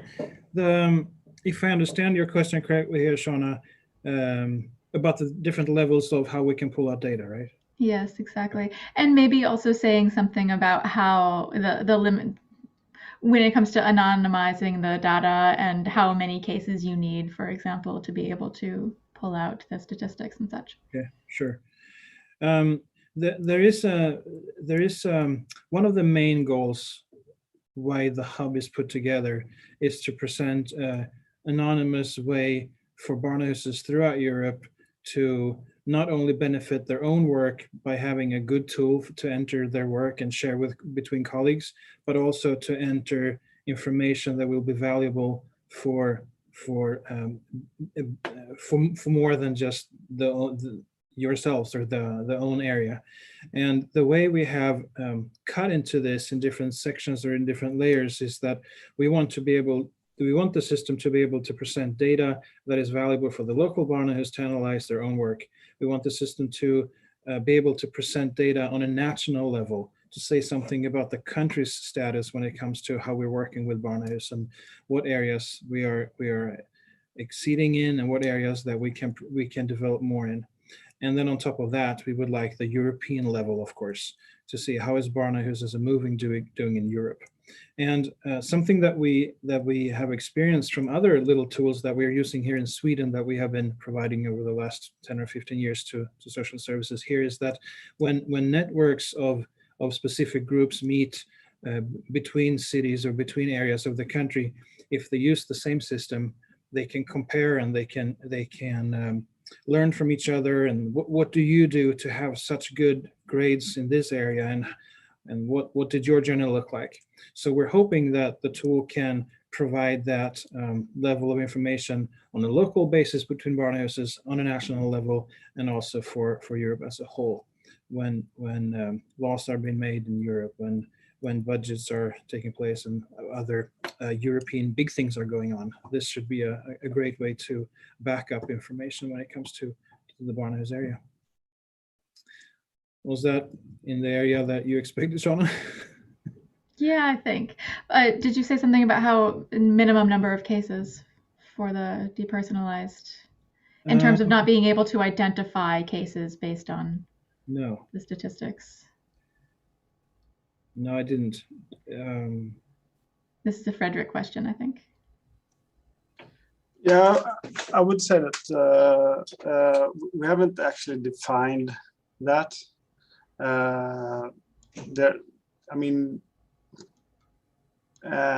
When you start up, we will set up the configuration that we talked about earlier with the specific timelines or requirements that your country has that should affect the policy compliance overview and so on. And also, I think in around the time we will have set up so that the analytics and the compliance start working afterwards. But I don't really see that there is that we should need a high number of cases to be able to take out the statistics. I don't see that there should be any need of that. But I guess it's actually up to us to decide. System-wise, it's not a complicated task to set a lower limit. Great. And then I could also add that the system has been built so that each barnahus is set up with a region above it, and then over that the Europe. So the statistics and the possibilities to withdraw that information and to make statistics over a full region is already planned in for the architecture of the system. Super. Anna has a question about when comparing to other barnahus, will it be open for every part that has Bonigi to see data from others? I don't think that was part of our plan. It was going to be, I could see that becoming quite sensitive, but maybe you can say more about what you are looking for there, Anna. I think it should be voluntary. Yeah, that's what I just, this is just amazing to be able to do this, but it had to be handled with some care, I think, because it could be, yeah, I just wonder how you have planned to do it practically. So if I contact like 3 other barnahus here in Sweden, for example, that has Bonigi, that have Bonigi, can we compare each other? And how do you do that? So you can't really, because I guess you can't have access to all information from other barnahus just automatically. So we haven't planned for you as a user to be able to log in and see statistics from another barnahus. The plan is that we set up groups in a higher hierarchy so that your country has a user that can see every barnahus, not sideways. It's more like a pyramidal hierarchy. So and whether or not your country are going to have a user who can watch over all barnahuses or not, I guess it's up to CBSs and your country. The tool has the possibility to do it, and so that's it's not the configuration isn't sideways so that you can see other barnahuses. So if you wanted to compare to another barnahus, you would have to extract the statistics or so that you can compare it outside the tool. Yeah, in that case, it would be a voluntary, purposeful thing to do. Yes. Louise comments, this feels like a research opportunity for the future, some good comparative data. Absolutely. This was a real key part of the thinking behind this. We see that in several of our other systems that have been used in Sweden over many years now, that eventually when research is being carried out for scientific purposes, some of the data that is unanimously collected is a real gold mine for scientific research, because it's been aggregating over a long time. And Louise, your other question here about can we look at any of the statistical analysis, valuable to consider how we can use data for impact and influence for different audiences.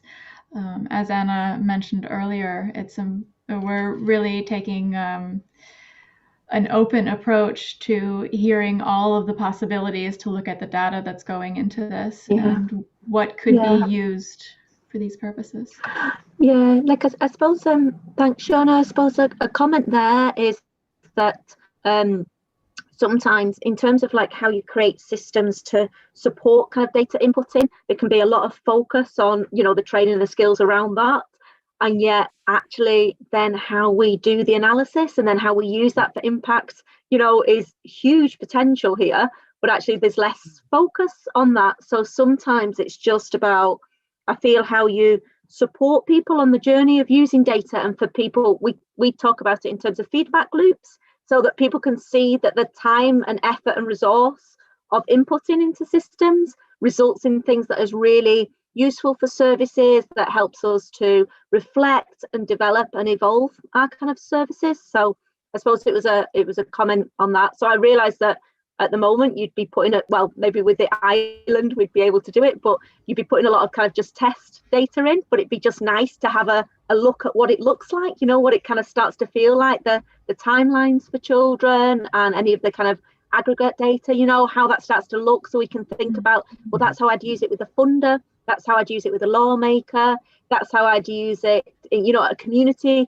level to promote the use of Barnard House, you know. So I suppose it was just a comment around that side, because then it kind of completes the feedback loop for us, helps us to think about not just the input but also the analysis and the impact of our data work.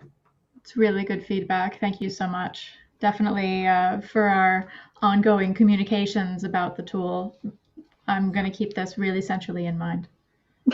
One of the challenges as software producers is to foresee needs that will show up in the future, because it's very easy to look at the need and create a system that meets the needs, but the next day and just around the corner there will be another need, there will be another law, there will be another policymaker or whatever that will put new needs into the system. So something that we have really tried to put effort into here is to create as wide of a base as possible.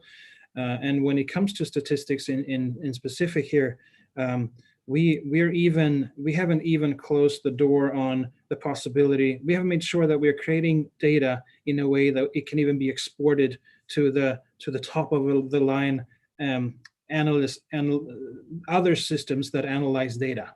So we're not limiting ourselves to analyzing within the hub, because we know that the hub can never be the best analytics system in the world. So without the broad perspective here is that we're trying to make sure that our base is wide enough that no matter what needs you have when it comes to, for example, statistics and analyzing statistics should hopefully be able to be met, at least through another system's capabilities. So it's more about not limiting in yourself than creating all the possibilities within the system.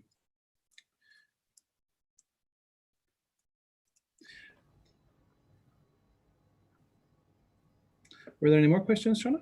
We have from Anna Maria from Croatia. Thank you, Bonigi, for being so clear on presenting. I'm so sorry not being able to be here from the very start. So I heard about the case and log documentation. I will go through the consultation as well on YouTube afterwards. I just wanted also to ask, maybe you answered that question before. Will this platform be some kind available for SPSS statistics as well? Because what we do, I can explain a bit how we do it in Croatia. So we have a very detailed list of the things that we put in our documentation. We put it in SPSS, IBM platform. You know it, of course. It's so it's a package for social sciences, and we have around 500, I think, variables that we put in. So it's anonymous. We don't put the name of the child. Yeah, I'm the coordinator of that. So it's completely insane to have 500, I must say, 500 variables. It's anonymous, but we have many details about, as I'm a psychologist, we put all the psychological assessment data, we put all the medical data about the results of the assessment, not only input when the child comes to us, but we put, of course, with whom the child lives, what is the reason of refer, who referred the child, what is the type of abuse, and in detail, if it's sexual abuse, then we have a list of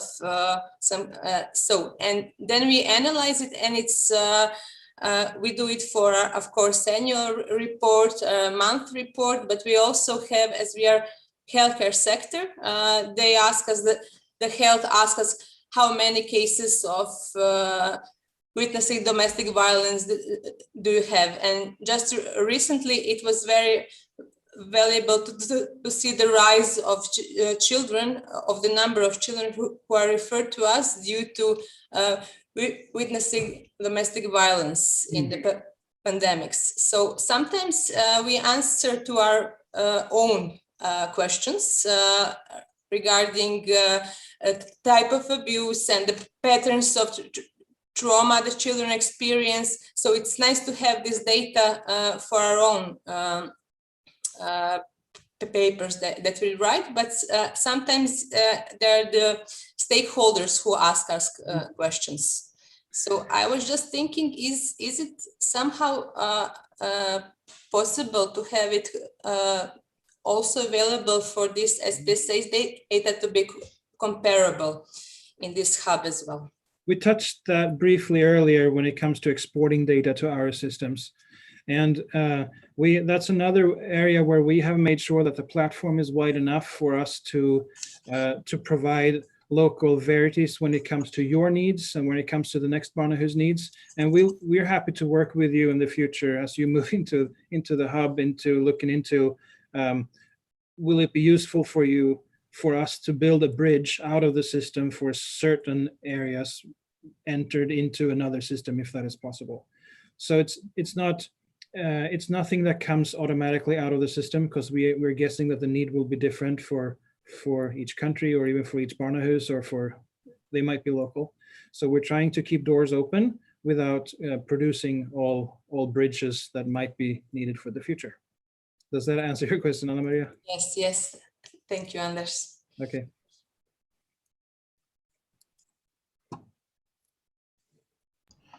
Got a thumbs up from Louise there. Thank you so much. Is there anybody on the call who happens to be like, your IT evaluation person who has any other technical questions that we haven't quite moseyed on into yet that you'd like to bring up?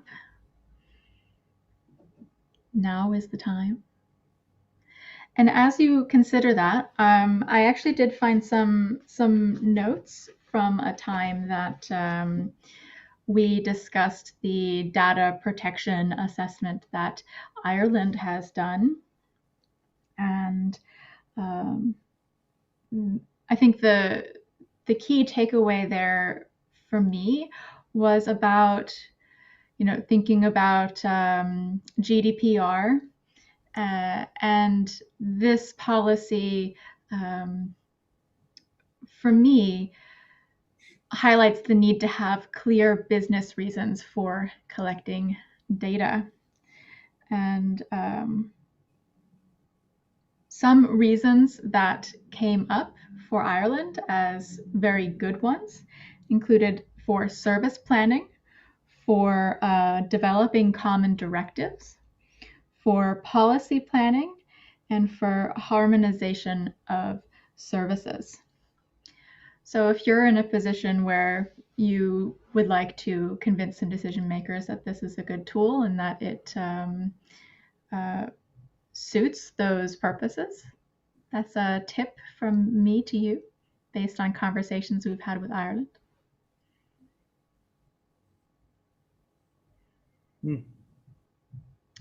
Any other thoughts, Anders, about all of the conversations that we've had with Ireland, about some takeaways that you've had or things to reflect on there? Not any others than the ones we've touched already. Okay.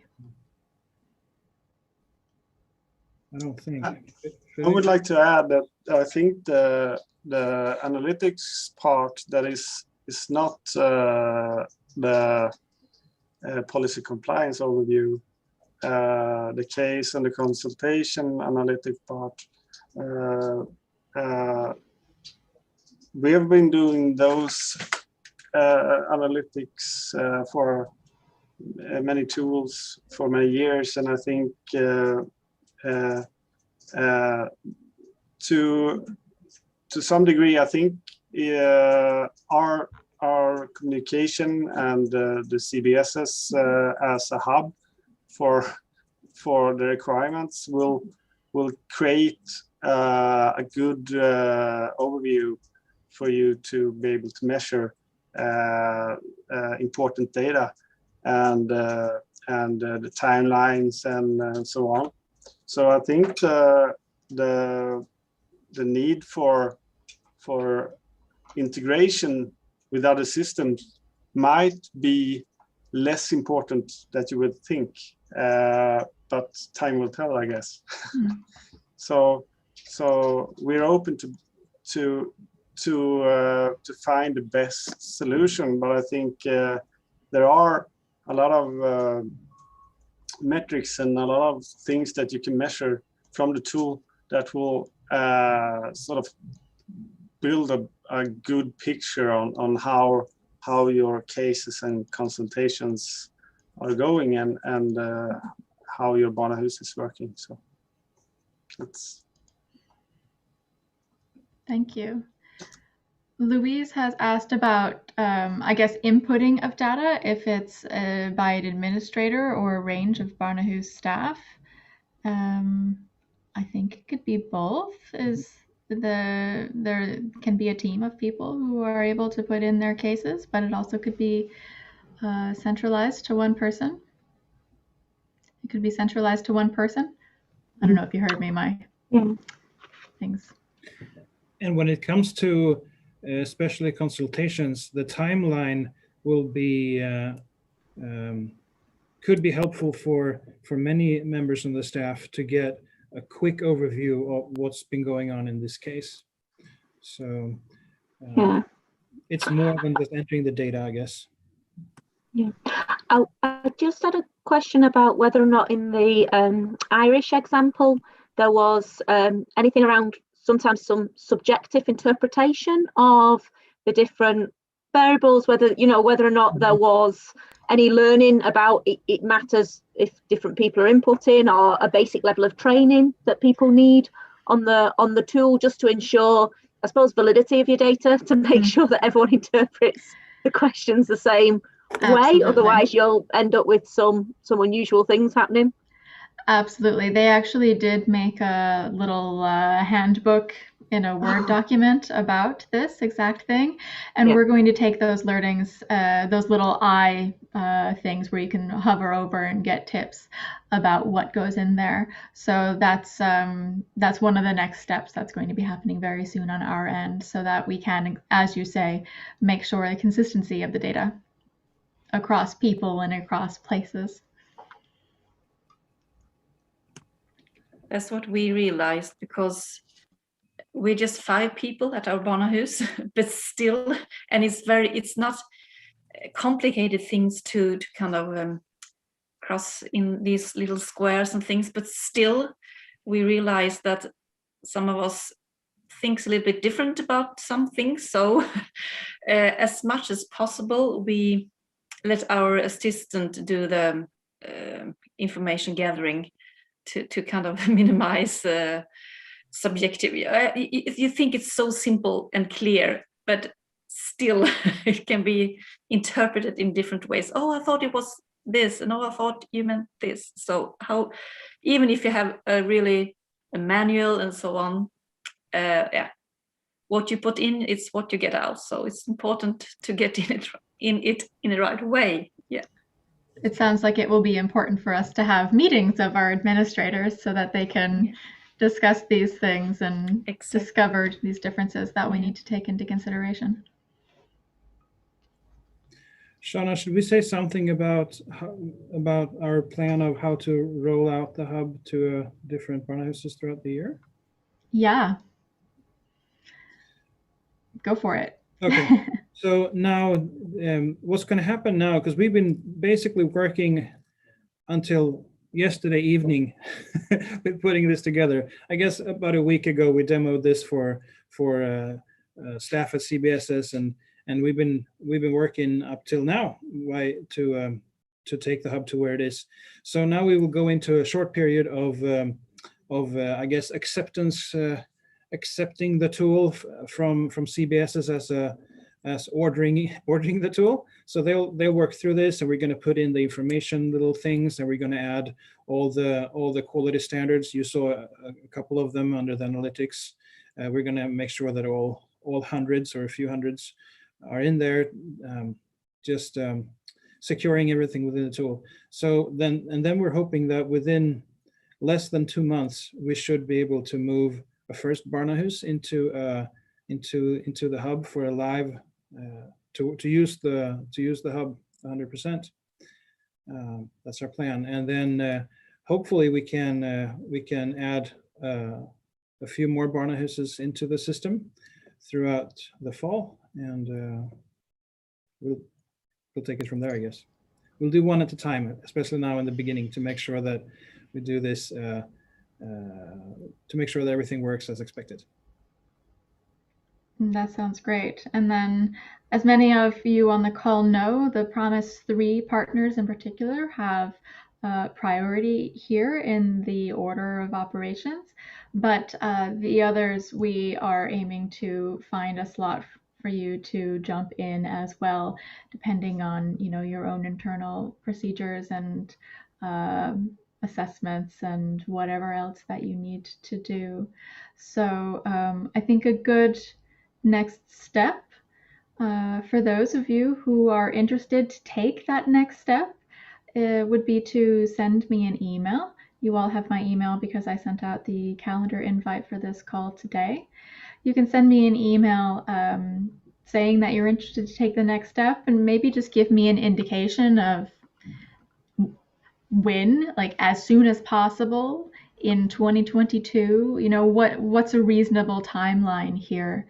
And please share I'll send out the YouTube link for this call. Please share this walkthrough, this video, with your technical colleagues who might need more information before they give a green light to move forward, if that's necessary. And if that's, done, then let's just continue the conversation, and we'll see who gets to slot number 1. We don't have anyone slotted in there yet, so your emails after today will be key. Excellent. Questions on that?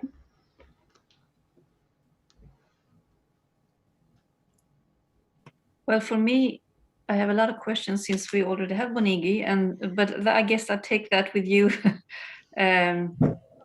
separately, Anders and the company. Sure. Because since we have an agreement and about costs and so on, but it's going to be exciting. Thank you. Yeah. Other thoughts, questions, reflections?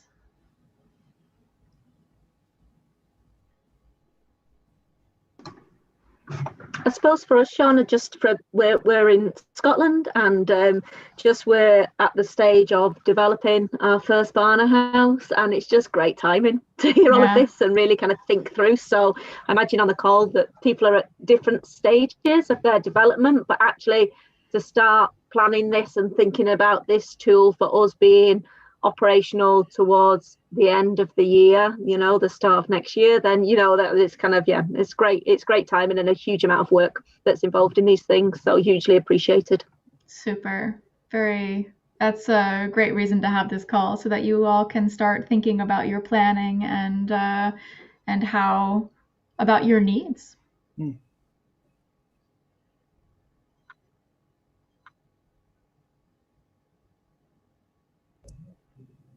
If there is no other comments, Anna wants to say that it's very easy to use. Thank you so much. If there's no other comments, then I think that we can start bringing this meeting to a close. From the Promise Barnahus Network and from the Council of the Baltic Sea States, thank you all so much for joining this call today. I'm looking forward to receiving your emails about joining in on the next step and being first in line. In 2 months, one of your services might be starting the rollout process, which is really exciting for us. Anders and Frederick, I'll leave the last word to you guys. And we are super excited as well. This is an awesome project for us, and thank you for the trust you put into us to build this and produce this together with you. And we also look forward to the journey that we still have ahead of us, to incorporate all the feedback from those of you who are going to use this and from all your knowledge into the hub for future months and years to come. This is very exciting. Yeah, thanks a lot. I think this has been one of our most fun projects, because we have such a good partner in CBSS and their knowledge. So together, I think we can build something really good here. And we're not done yet. I mean, there's some things that needs to be done in the future, and it will evolve, I think. And I would like to send out a huge thanks to CBSS, because I think a lot of this wouldn't have been done without your knowledge and your expertise. So that's awesome. Thank you so much. And it's all due to the network, of course, the generous enthusiasm of all of you on the call and all of those who couldn't make it today. So from all of us to all of you, thank you so much for joining us, and we look forward to the next steps. Have a great afternoon. Thank you. Bye-bye.